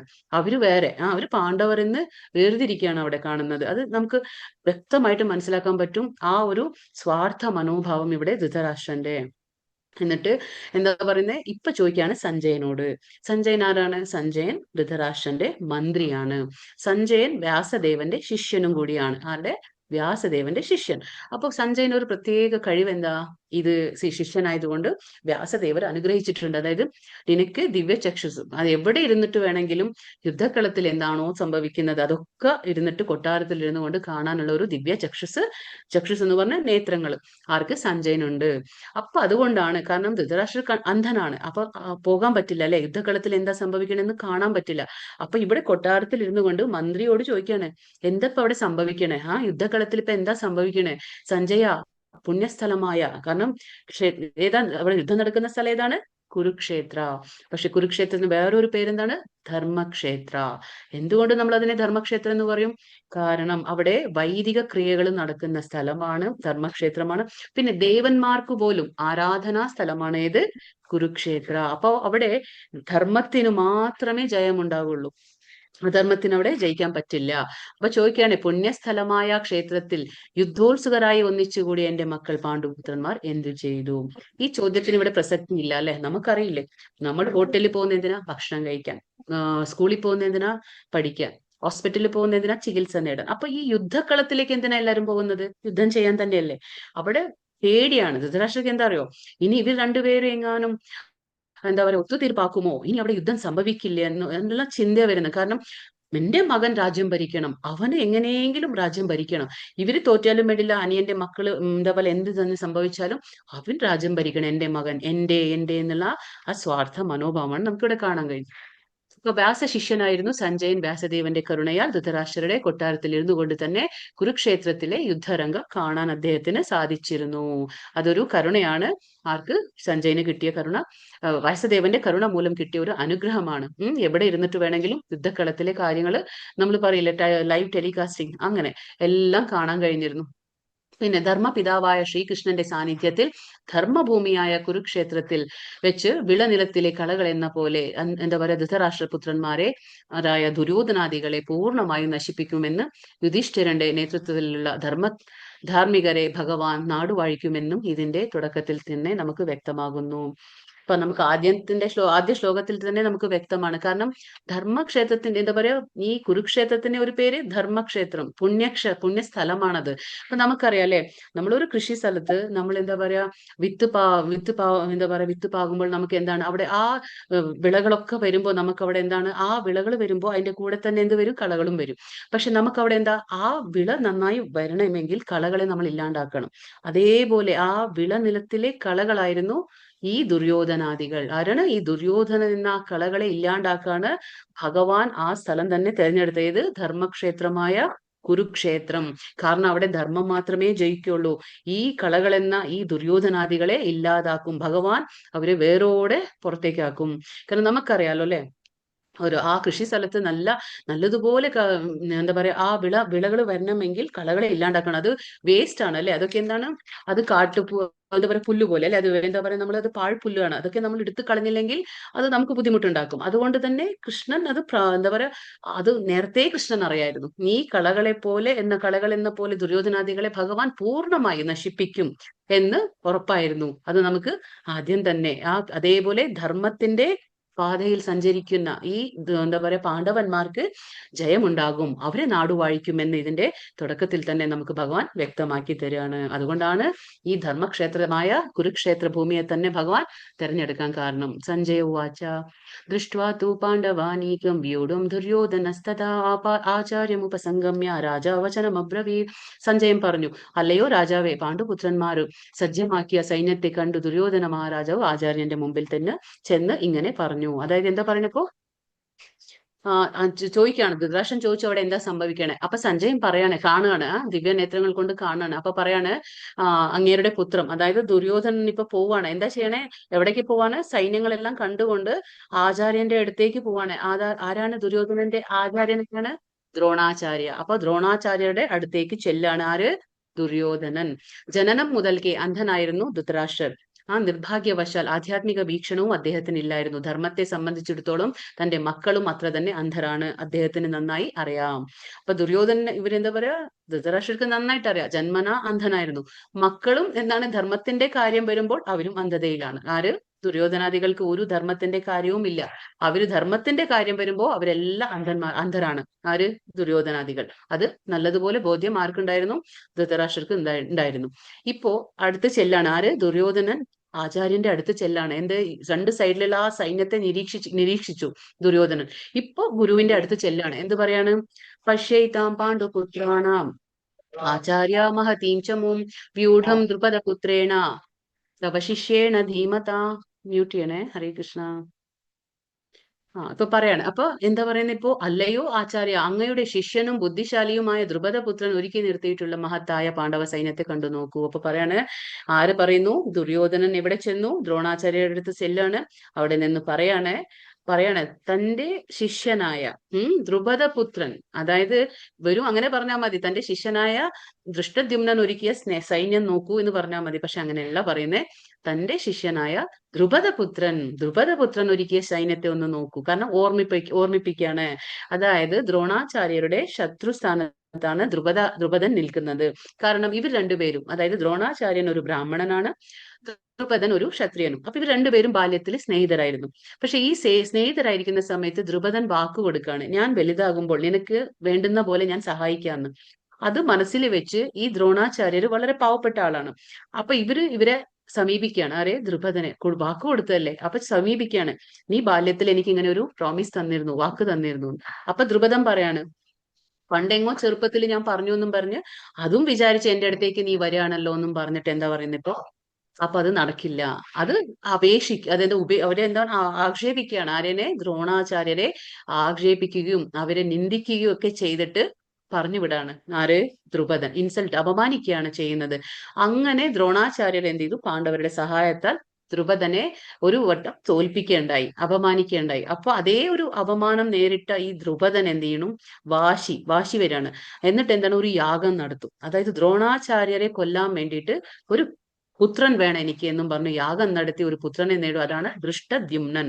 ദ്രുപദന്റെ പുത്രൻ ആരാണ്? ദൃഷ്ടദ്യുമ്നൻ. അതായത് ദ്രൗപദിയുടെ ജ്യേഷ്ഠനാണ് ദൃഷ്ടദ്യുമ്നൻ. അപ്പൊ ദ്രൗപദി ആരുടെ പുത്രനാണ്? പുത്രിയാണ്. ദ്രുപദന്റെ പുത്രിയാണ് ദ്രൗപദി.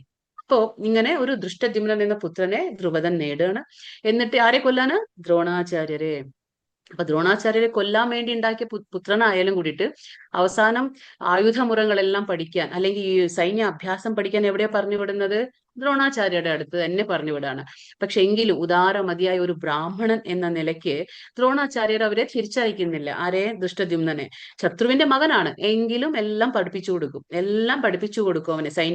സൈന്യാഭ്യാസത്തിന്റെ, അതായത് സൈനിക അഭ്യാസങ്ങളും പിന്നെ എന്താ പറയാ എന്തൊക്കെ വേണോ ആയുധകലകളെല്ലാം പഠിപ്പിച്ചു കൊടുക്കും. ആര്? ദ്രോണാചാര്യർ. ശത്രുവിന്റെ മകന് പോലും എല്ലാം പഠിപ്പിച്ചു കൊടുക്കും. അതുകൊണ്ട് അത് ഓർമ്മിപ്പിക്കുകയാണ് ഇവിടെ. ദുര്യോധനൻ അടുത്ത് വന്ന് ഓർമ്മിപ്പിക്കുകയാണ്. കണ്ടു നോക്കൂ, അവിടെ നിങ്ങളുടെ ദ്രുപദപുത്രൻ, നിങ്ങളുടെ ശത്രുവിന്റെ മകൻ ഒരുക്കിയ സൈന്യം ഒന്ന് നോക്കൂ. എവിടെയാണ് ഒരുക്കിയിട്ടുള്ളത്? ദൃഷ്ടദ്യുമ്നൻ ഇപ്പൊ ആരുടെ കൂടെയാണ്? പാണ്ഡവരുടെ കൂടെ. അപ്പൊ ദൃഷ്ടദ്യുമ്നൻ പാണ്ഡവരുടെ സൈന്യം സജ്ജമാക്കി നിർത്തിയിരിക്കുകയാണ്. അത് കാണിച്ചു കൊടുക്കാണ് ദുര്യോധനൻ. അതായത് നിങ്ങൾക്കൊരു തെറ്റ് സംഭവിച്ചു പോയി അല്ലെ? സ്വന്തം എന്നെ കൊല്ലാൻ വരുന്ന ഒരു ശത്രുവിന്റെ മകനെ പോലും നിങ്ങൾ എന്ത് ചെയ്തു?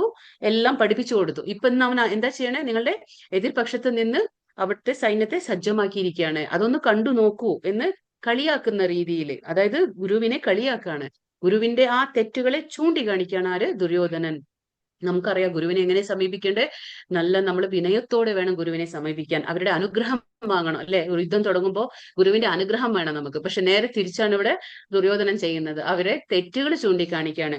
ഇനി നിങ്ങൾ ഒരു ദയാദാക്ഷിണ്യം ഒന്നും കാണിക്കേണ്ട, വളരെ ജാഗരൂകരായി ഇരിക്കണം എന്ന് ഓർമ്മപ്പെടുത്താണ് ദുര്യോധനൻ. നയതന്ത്രജ്ഞനായ ദുര്യോധനൻ എന്താ ചെയ്യണേ? സർവ്വ സൈന്യാധിപനും മഹാബ്രാഹ്മണനുമായ ദ്രോണാചാര്യന്റെ തെറ്റുകളെ ചൂണ്ടിക്കാണിക്കുന്നു. പിന്നെ ദ്രോണാചാര്യൻ ഈ യുദ്ധത്തിൽ ഒരു വിട്ടുവീഴ്ചയ്ക്കും തുനിയാതെ ജാഗരൂകനായിരിക്കണം എന്ന് ഉപദേശിച്ച് ദുര്യോധനൻ ആചാര്യന്റെ ഈ തെറ്റ് ചൂണ്ടിക്കാണിക്കുകയാണ്. ആര്?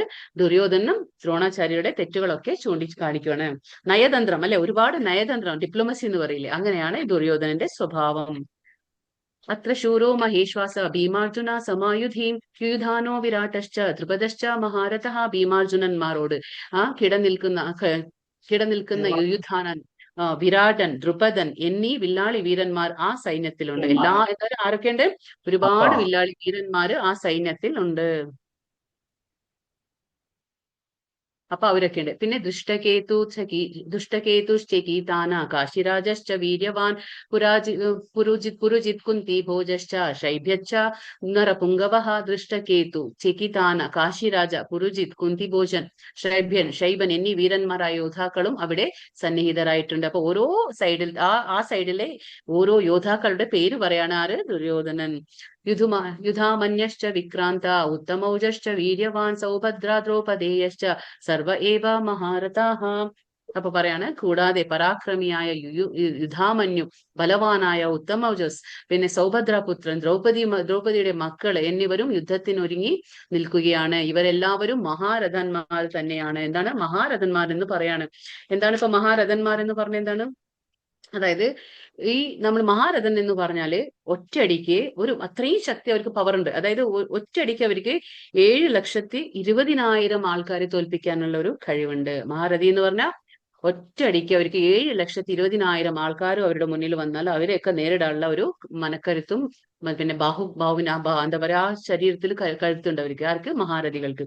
അപ്പൊ ഒരു മഹാരഥി എന്ന് പറയും. നമ്മൾ ആദ്യം പറയും രഥി എന്ന് പറഞ്ഞാൽ ഒരു സൈനികന് 5,000 പേരെ തോൽപ്പിക്കാൻ കഴിയും ഒറ്റടിക്ക്.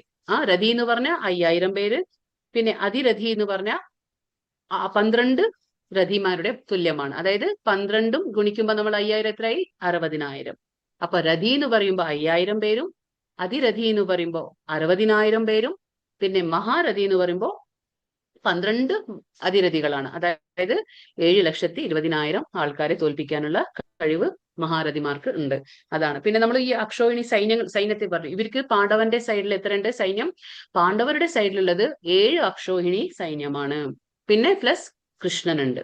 പക്ഷെ അവിടെ എന്താണ്? ദുര്യോധനന്റെ സൈഡിൽ ആരൊക്കെയുണ്ട്? 11 അക്ഷോഹിണി സൈന്യമുണ്ട്. എത്ര? 11 അക്ഷോഹിണി സൈന്യവും പിന്നെന്താ നാരായണി സൈന്യവും ഉണ്ട്. നാരായണി സൈന്യം ആരുടെയാണ്? ഭഗവാൻ കൃഷ്ണന്റെ.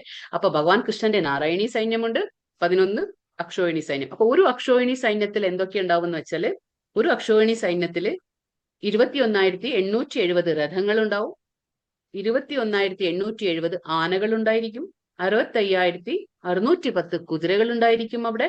പിന്നെ 1,09,350 കാലാൾപ്പട. ഇതൊക്കെയാണ് ഒരു അക്ഷോഹിണി സൈന്യം എന്ന് പറയുന്നത്. അപ്പൊ അങ്ങനെയുള്ള 11 അക്ഷോഹിണി സൈന്യം ആർക്കുണ്ട്? ദുര്യോധന്റെ കയ്യിലുണ്ട്. പിന്നെ നാരായണി സൈന്യവും ഉണ്ട്. പക്ഷെ പാണ്ഡവർക്ക് 7 അക്ഷോഹിണി സൈന്യം മാത്രമേ ഉള്ളൂ. അതാണ്. ഭഗവാൻ ചോദിച്ചു, നിങ്ങൾക്ക് ഞാൻ വേണോ എന്റെ അക്ഷോഹിണി സൈന്യം വേണോ എന്ന്. അപ്പൊ ദുര്യോധനം പറയണ്ടായി. അതായത് എനിക്ക് എന്തിനാ ഇപ്പൊ ഭഗവാൻ, കാരണം ഭഗവാൻ പറഞ്ഞു ഞാൻ ആയുധങ്ങളൊന്നും എടുക്കില്ല, യുദ്ധത്തിൽ ഞാൻ ആയുധങ്ങൾ എടുക്കില്ല എന്ന് പറഞ്ഞു. അപ്പൊ പിന്നെ ദുര്യോധനം വിചാരിച്ചു, ആയുധം എടുക്കാതെ പിന്നെ ഇദ്ദേഹത്തിനെ വെച്ചോണ്ട് എന്താ എനിക്ക് കാര്യം? അപ്പൊ അദ്ദേഹത്തിന് ആവശ്യമില്ല എന്ന് പറഞ്ഞു. പക്ഷെ ദുര്യോധനൻ അങ്ങനെ പറഞ്ഞപ്പോ കൃഷ്ണൻ എന്താ പറയാ, അർജുനൻ എന്താ പറഞ്ഞേ? എനിക്ക് ഭഗവാന്റെ നാരായണി സൈന്യം വേണ്ട, എനിക്ക് ഭഗവാനെ മാത്രം മതി എന്ന് പറഞ്ഞു. അങ്ങനെയാണ് പാണ്ഡവരുടെ കൂടെ ഭഗവാൻ പോവും, ഭഗവാന്റെ സൈന്യം ദുര്യോധനന്റെ സൈഡിലേക്ക് പോവും. അങ്ങനെയാണ്. അപ്പോ ഇതിൽ നിന്ന് നമുക്ക് മനസ്സിലാക്കാം ബുദ്ധി അല്ലെ. അസ്മാകം തു വിശിഷ്ടായേ താൻ നിബോധാഭിജുത്തമാനായ കാമമ സൈന്യസ്യ സംജ്ഞാർത്ഥ താൻ ബ്രവീമിതേ. ബ്രാഹ്മണ ഉത്തമ, എന്റെ സൈന്യത്തെ നയിക്കുന്നതിന് യോഗ്യതയുള്ള പടനായകന്മാരെ പറ്റി ഞാൻ പറഞ്ഞു തരാം. അപ്പൊ ഇപ്പൊ പറയാണ്, ആരാ ബ്രാഹ്മണോത്തമ? ദ്രോണാചാര്യരോട് പറയാണ്, ഇനിയിപ്പൊ എന്റെ സൈന്യത്തിൽ ആരൊക്കെ ഞാൻ പറഞ്ഞുതരാം. ഭവാൻ ഭീഷ്മശ്ച കർണശ്ച കൃപശ്ച സമിതിഞ്ജയ അശ്വത്ഥാമ വികർണശ്ച സൗമദത്തി തഥൈവച. ഇപ്പൊ പറയണു, യുദ്ധത്തിൽ സദാ വിജയിക്കുന്നവരായ താങ്കൾ, ഭീഷ്മർ, കർണൻ, കൃപൻ, അശ്വത്ഥാമാവ്, വികർണ, സോമദത്ത പുത്രനായ ഭൂരിശ്രവസ് എന്നിവരുണ്ട്. ഇപ്പൊ ഇത് ദ്രോണാചാര്യരോട് ദുര്യോധനൻ പറയാണ്, നമ്മുടെ അടുത്ത് ആരുണ്ട്? എപ്പോഴും സദാ വിജയിക്കുന്ന ആരാണ്? താങ്കൾ. അതായത് ദ്രോണാചാര്യൻ, ഭീഷ്മരുണ്ട്, കർണനുണ്ട്. ഇവരൊക്കെ മഹാരഥന്മാരാണ്. ഭീഷ്മ, കർണ, കൃപാചാര്യ, അശ്വത്ഥാമ ഇങ്ങനെയുള്ള ആൾക്കാരൊക്കെ ഉണ്ടെന്ന് പറയാണ്. അന്യേച ബഹവഃ ശൂരാ മദർത്ഥേ ത്യക്ത ജീവിതാഹ നാനാശസ്ത്ര പ്രഹർണാഹ സർവേ യുദ്ധ വിശാരദാഹ. പറയാണ്, എനിക്ക് വേണ്ടി സ്വന്തം ജീവൻ അർപ്പിക്കുവാൻ വേണ്ടി വന്നതായി എന്താ പറയാ, വന്നവരായിട്ട് ഇനിയുമുണ്ട്, കുറെ പേര് ഇനിയുമുണ്ട്. എന്താ, സ്വന്തം ജീവിതത്തെ ബലി അർപ്പിക്കാൻ വേണ്ടി വന്നിട്ടുള്ള ആൾക്കാർ ഇനിയുമുണ്ട്. പല വീരയോദ്ധാക്കളും നാനാവിധത്തിലുള്ള ആയുധങ്ങളും കൈവശമുള്ളവരും സമരമുറകളിൽ എന്താ പറയുക സുപരിചിതരുമാണ് ഇവരൊക്കെ എന്ന്. അപ്പൊ ദുര്യോധനം പറഞ്ഞു കൊടുക്കാണ് എന്റെ സൈഡിൽ ആരൊക്കെ ഉണ്ടെന്ന് കാണിച്ചു കൊടുക്കാണ്. ആർക്ക്? ദ്രോണാചാര്യർക്ക്. മറ്റൊരു വിധത്തിൽ പറയുകയാണെങ്കിൽ പാപിയായ ദുര്യോധനന്റെ പക്ഷത്ത് ചേർന്നതുകൊണ്ട് തന്നെ കുരുക്ഷേത്ര യുദ്ധത്തിൽ അവർ കൊല്ലപ്പെടുമെന്ന് തീർച്ചയായിരുന്നു. അതാ നമ്മൾ പറയാ, ജീവിതത്തിൽ നമ്മൾ എപ്പോഴും സൂക്ഷിക്കണം. നമ്മൾ ആരുടെയാണോ സംഘത്തില് അതേ സ്വഭാവം നമുക്കും വരും. അപ്പൊ അങ്ങനെ സ്വഭാവം നമുക്കും വരുമ്പോ എന്താ സംഭവിക്കുക? നമ്മൾ ഒരുപക്ഷെ അവർ അധർമ്മത്തിന്റെ വഴിയിലാണെങ്കിൽ നമ്മൾ അറിയാതെ തന്നെ നമ്മൾ ആ വഴിയിൽ തന്നെ സഞ്ചരിക്കും. അപ്പൊ അതുകൊണ്ടാ പറയുന്നേ, സജ്ജന സംസർഗം നമുക്ക് നല്ല വഴിക്ക് നയിക്കുമെങ്കിൽ, പക്ഷെ ദുർജന സംസർഗം നമ്മളെ ആ ചീത്ത എന്താ കൂട്ടുകെട്ടിൽ നമ്മൾ ചെല്ലുകയാണെങ്കിൽ അത് നമ്മുടെ നാശത്തിന് കാരണമാകും. അപ്പൊ നമ്മൾ എപ്പോഴും സൂക്ഷിക്കണം. നമ്മൾ ആരുടെ കൂടെയാണ് ഇടപഴകുന്നത്, നമ്മൾ ആരുടെ കൂടെയാണ് നമ്മൾ എപ്പോഴും താമസിക്കുന്നത്, ആരുടെ കൂടെയാണ് നമ്മൾ എപ്പോഴും സംസാരിക്കുന്നത്, ഇതൊക്കെ നമ്മൾ ശ്രദ്ധിക്കണം. കാരണം ഇവരൊക്കെ നല്ല ആൾക്കാരാ, പക്ഷെ ഇവർ ആരുടെ കൂടെയാണ്? ദുര്യോധനന്റെ കൂടെ. അപ്പൊ ദുര്യോധനൻ ഏത് വഴിയിലാണ്? അധർമ്മത്തിന്റെ വഴിയിൽ. അപ്പൊ അധർമ്മത്തിന് കൂട്ടുപിടിക്കുന്നവർക്ക് എന്താണ് സംഭവിക്കുക? നാശം തന്നെ ഫലമാകുന്നു. അതാ പറയുന്നത് ഇവിടെ, യുദ്ധത്തിൽ അവരെ കൊല്ലപ്പെടുമെന്ന് തീർച്ചയായി കഴിഞ്ഞു. എങ്കിലും ഈ സുഹൃത്തുക്കളുടെ ഏകോപിച്ച ബലം തനിക്ക് വിജയം നേടിത്തരുമെന്ന് ദുര്യോധനൻ വിശ്വസിക്കുന്നു. എങ്കിലും ഇത്രയ്ക്കപ്പ ദുര്യോധനന്റെ തോന്നൽ എന്താണ്? എന്റെ കയ്യിൽ 11 അക്ഷോഹിണി സൈന്യമുണ്ട്, എന്റെ അടുത്ത് മഹാരഥന്മാരുണ്ട്, ഇങ്ങനെയൊക്കെയാണ് വിചാരിക്കുക. പക്ഷെ നമുക്കറിയാം, എന്താ പറയാ, ആരൊക്കെ ഇരുന്നാലും ഭഗവാനെ എന്താ പറയാ, ഭഗവാന്റെ എതിര് നിൽക്കാൻ ആർക്കും ശക്തിയില്ല, അല്ലെ? പക്ഷെ എത്രയൊക്കെ ദുര്യോധനന് എന്താ പറയാ മഹാരഥിമാരുണ്ട്, പിന്നെ എന്താ പറയാ ഒരുപാട് സൈന്യത്തിന്റെ ബലമുണ്ട്, എന്തൊക്കെ ഉണ്ടായാലും പക്ഷെ അത് ദുര്യോധനനെ രക്ഷിക്കാൻ പോകുന്നില്ല. പക്ഷെ ദുര്യോധനന്റെ വിശ്വാസം എന്തായിരുന്നു? ഇവരൊക്കെ ഉള്ളത് കൊണ്ട് ഇതൊക്കെ എനിക്കൊരു ബലമാണ്, ഇവരൊക്കെ കാരണം ഞാൻ ജയിക്കും എന്നുള്ള ഒരു വിശ്വാസം ദുര്യോധനനുണ്ട്. അപ്പൊ പറയുമ്പോൾ അപര്യാപ്തം തദസ്മാകം ബലം ഭീഷ്മാഭിരക്ഷിതം പര്യാപ്തം ത്വതിമേതേഷാം ബലം ഭീമാഭിരക്ഷിതം. അളവറ്റതാണ് നമ്മുടെ സൈന്യബലം. പിതാമഹനായ ഭീഷ്മരാണ് സുരക്ഷിതവുമാണ്. ഭീഷ്മരാൽ, അതായത് ഭീഷ്മരുണ്ട്. ആരുടെ അടുത്ത്? ദുര്യോധനന്റെ അടുത്ത് ഭീഷ്മരുണ്ട്. അപ്പൊ ഇവൻ എന്താ ചിന്തിക്കുന്നത്? ദുര്യോധനൻ ഭീഷ്മരൊക്കെ ഉള്ളത് കൊണ്ട്, ദ്രോണാചാര്യരുണ്ട്, ഭീഷ്മനുണ്ട്, കർണനുണ്ട്, ഇവരൊക്കെ ഉള്ളത് കൊണ്ട് എന്താണ്, എന്റെ സൈന്യത്തിന് ഒരുപാട് ബലമുണ്ട്, അപ്പൊ ഞാൻ സുരക്ഷിതമാണ്, നമ്മുടെ സൈഡ് സുരക്ഷിതമാണ്. എന്നാൽ ഭീമൻ രക്ഷിച്ചു പോരുന്ന പാണ്ഡവ സൈന്യമാകട്ടെ വളരെ പരിമിതവും അപര്യാപ്തം. അതാ പറയണേ. അപ്പൊ ഭീമന്റെ സൈഡിലുള്ള സൈന്യം എന്താണ്? വളരെ കുറവാണ്, അല്ലെ? നമുക്കറിയാം 7 അക്ഷോണി സൈന്യം മാത്രമേ ഉള്ളൂ പാണ്ഡവരുടെ അടുത്ത്. പക്ഷെ പാണ്ഡവരുടെ അടുത്ത് ആരുണ്ട്? ഭഗവാൻ തന്നെയുണ്ട്. ഭഗവാൻ തന്നെ പാണ്ഡവരുടെ സൈഡിലാണ്. പക്ഷെ എന്നിലും ദുര്യോധനൻ ചിന്തിക്കുന്നത് ആ രീതിയിലാണ്. നമുക്ക് എല്ലാവരുടെയും സൈന്യത്തിന്റെ ഫലമുണ്ട്, നമുക്ക് മഹാരഥികളുടെ ഫലമുണ്ടെന്നൊക്കെ ചിന്തിക്കുകയാണ് ദുര്യോധനന് എന്നും ഭീമനോടൊരു അസൂയ ഉണ്ടായിരുന്നു. കാരണം എന്താണ്? ദുര്യോധനൻ എപ്പോഴും ഭീമനോടൊരു അസൂയ. സ്വന്തം അച്ഛനും അതേപോലെ തന്നെ ആയിരുന്നല്ലോ, അതേപോലെ ഭീമനോട് ദുര്യോധനന് ഒരു അസൂയ ഉണ്ടായിരുന്നു. കാരണം എന്താണ്? താൻ കൊല്ലപ്പെടുകയാണെങ്കിൽ അത് ഭീമന്റെ കൈകൊണ്ടായിരിക്കുമെന്ന് അദ്ദേഹത്തിന് അറിയാവുന്നത് കൊണ്ട് തന്നെ. എന്താണ് അസൂയക്ക് കാരണം? അതായത് ഞാൻ എങ്ങാനും കൊല്ലപ്പെടുമെങ്കിൽ അത് ആര് കാരണമായിരിക്കും? ഭീമൻ കാരണമായിരിക്കും. അതുകൊണ്ട് തന്നെ ഭീമനോടൊരു അസൂയ ഉണ്ടായിരുന്നു ദുര്യോധനന്. പിന്നെ ഹയനേഷു ച സർവേഷു യഥാഭാഗം അവസ്ഥിതാഹ ഭീഷ്മാവാഭിരക്ഷസ്തു ഭവന്തഃ സർവ ഏവ ഹി. സൈന്യവ്യൂഹത്തിൽ ആ മർമ്മസ്ഥാനങ്ങളിൽ ഉറച്ചു നിന്നുകൊണ്ട് നിങ്ങൾ ഓരോരുത്തരോടും ഭീഷ്മ പിതാമഹന് പരിപൂർണ പിന്തുണ നൽകണം. ഇപ്പൊ ഇവിടെ ദുര്യോധനൻ ചെന്നിട്ട് അവരുടെ സൈന്യത്തിന്റെ ആൾക്കാരോടൊക്കെ പറയാണ്, സൈന്യവ്യൂഹത്തിൽ മർമ്മസ്ഥാനങ്ങളിൽ ഉറച്ചു നിന്നുകൊണ്ട്, അതായത് നിങ്ങൾ സീക്രട്ട് ആയിട്ട് ഭീഷ്മരെ രക്ഷിക്കണം. എന്താണ്? ഭീഷ്മ സെന്ററിൽ നിർത്തുന്നത്. ഇപ്പൊ നമ്മൾ പറഞ്ഞില്ലേ, ഭഗവത്ഗീതയിലെ ഭക്തിയോഗം നമ്മൾ മധ്യത്തിൽ വെച്ചിരിക്കുന്നു, അല്ലെ? അത് സീക്രട്ട് ആയതുകൊണ്ട്, അത് വളരെ ഇമ്പോർട്ടന്റ് ആയതുകൊണ്ട്. അതേപോലെ ഭീഷ്മർ വളരെ ഇമ്പോർട്ടന്റ് ആയിട്ടുള്ള വ്യക്തിയാണ്, അല്ലെ? അപ്പൊ ഭീഷ്മ പിതാമഹനെ പരിപൂർണ പിന്തുണ നൽകണം. ആരോട്? മറ്റുള്ള സൈന്യത്തിനോട് പറയാണ്, ഭീഷ്മർ വളരെ വേണ്ടപ്പെട്ട ആളാണ് നമുക്ക്. അപ്പൊ ഭീഷ്മരെ ചുറ്റും നിങ്ങൾ സംരക്ഷണം നൽകണം എന്നുള്ള രീതിയിൽ ദുര്യോധനൻ സംസാരിക്കുകയാണ്. താൻ ഭീഷ്മരെ പുകഴ്ത്തി പറഞ്ഞത് മറ്റുള്ളവരുടെ അവഗണിക്കുകയായി കരുതുമെന്ന് സംശയിച്ച ദുര്യോധനൻ സ്വാഭാവികമായ നയചാതുര്യത്തോടെ സന്ദർഭാനുസൃതമായി ചുവട് വെക്കുന്നു, മാറുന്നു. അതായത് ഇപ്പൊ ആദ്യം എന്ത് പറഞ്ഞു? ഭീഷ്മരെ പുകഴ്ത്തി. അതായത് ഭീഷ്മർക്ക് നല്ല കഴിവുണ്ട്, ഞങ്ങളുടെ സൈഡിൽ വളരെ സൈന്യബലമുണ്ട്, മഹാരഥിമാരുണ്ട് എന്നൊക്കെ പറഞ്ഞു. അപ്പൊ ഭീഷ്മർ ഇങ്ങനെ പുകഴ്ത്തി പറയുമ്പോൾ ഇനി ചുറ്റുള്ള സൈന്യത്തെ അവഗണിക്കുന്നത് പോലെ അവർക്ക് തോന്നാൻ പാടില്ലല്ലോ. അപ്പൊ നയതന്ത്രപരമായിട്ട് അവരുടെ അടുത്ത് ചെന്ന് പറയണേ, നിങ്ങൾ വേണം ഭീഷ്മരെ പ്രൊട്ടക്ട് ചെയ്യാൻ. അപ്പൊ അവര് വലിയ ആൾക്കാരായില്ലേ. അപ്പൊ ഭീഷ്മർക്ക് പോലും സംരക്ഷണം കൊടുക്കുന്നത് നമ്മളാ എന്നുള്ള ചിന്ത അവർക്ക് വരാൻ വേണ്ടി, അവർക്ക് വരുത്താൻ വേണ്ടിയിട്ട് എന്ത് പറയാണ്? നിങ്ങൾ വേണം ഭീഷ്മരെ സംരക്ഷിക്കാൻ, ഭീഷ്മരെ മധ്യത്തിൽ നിർത്തിക്കൊണ്ട് നിങ്ങൾ ചുറ്റും അവരെ സംരക്ഷണം നൽകണമെന്ന് നയതന്ത്രപരമായി ഇവിടെ ആരാണ് സംസാരിക്കുന്നത്? ദുര്യോധനൻ പറയാണ്. അപ്പൊ അത്രയും നയതന്ത്രം സൈന്യത്തിനോടും പറയുന്നു, ഭീഷ്മരോടും വേറെ രീതി പറയുന്നു. അപ്പൊ ഇതൊക്കെയാണ് ഒരു ഡിപ്ലോമസി എന്ന് നമ്മൾ പറയില്ലേ, അതാണ് ദുര്യോധനൻ കാണിക്കുന്നത്. തസ്യ സഞ്ജനയൻ ഹർഷം കുരുവൃദ്ധ പിതാമഹഃ സിംഹനാദം വിനദ്യോച്ചൈ ശംഖൗദദ്മൗ പ്രതാപവാൻ.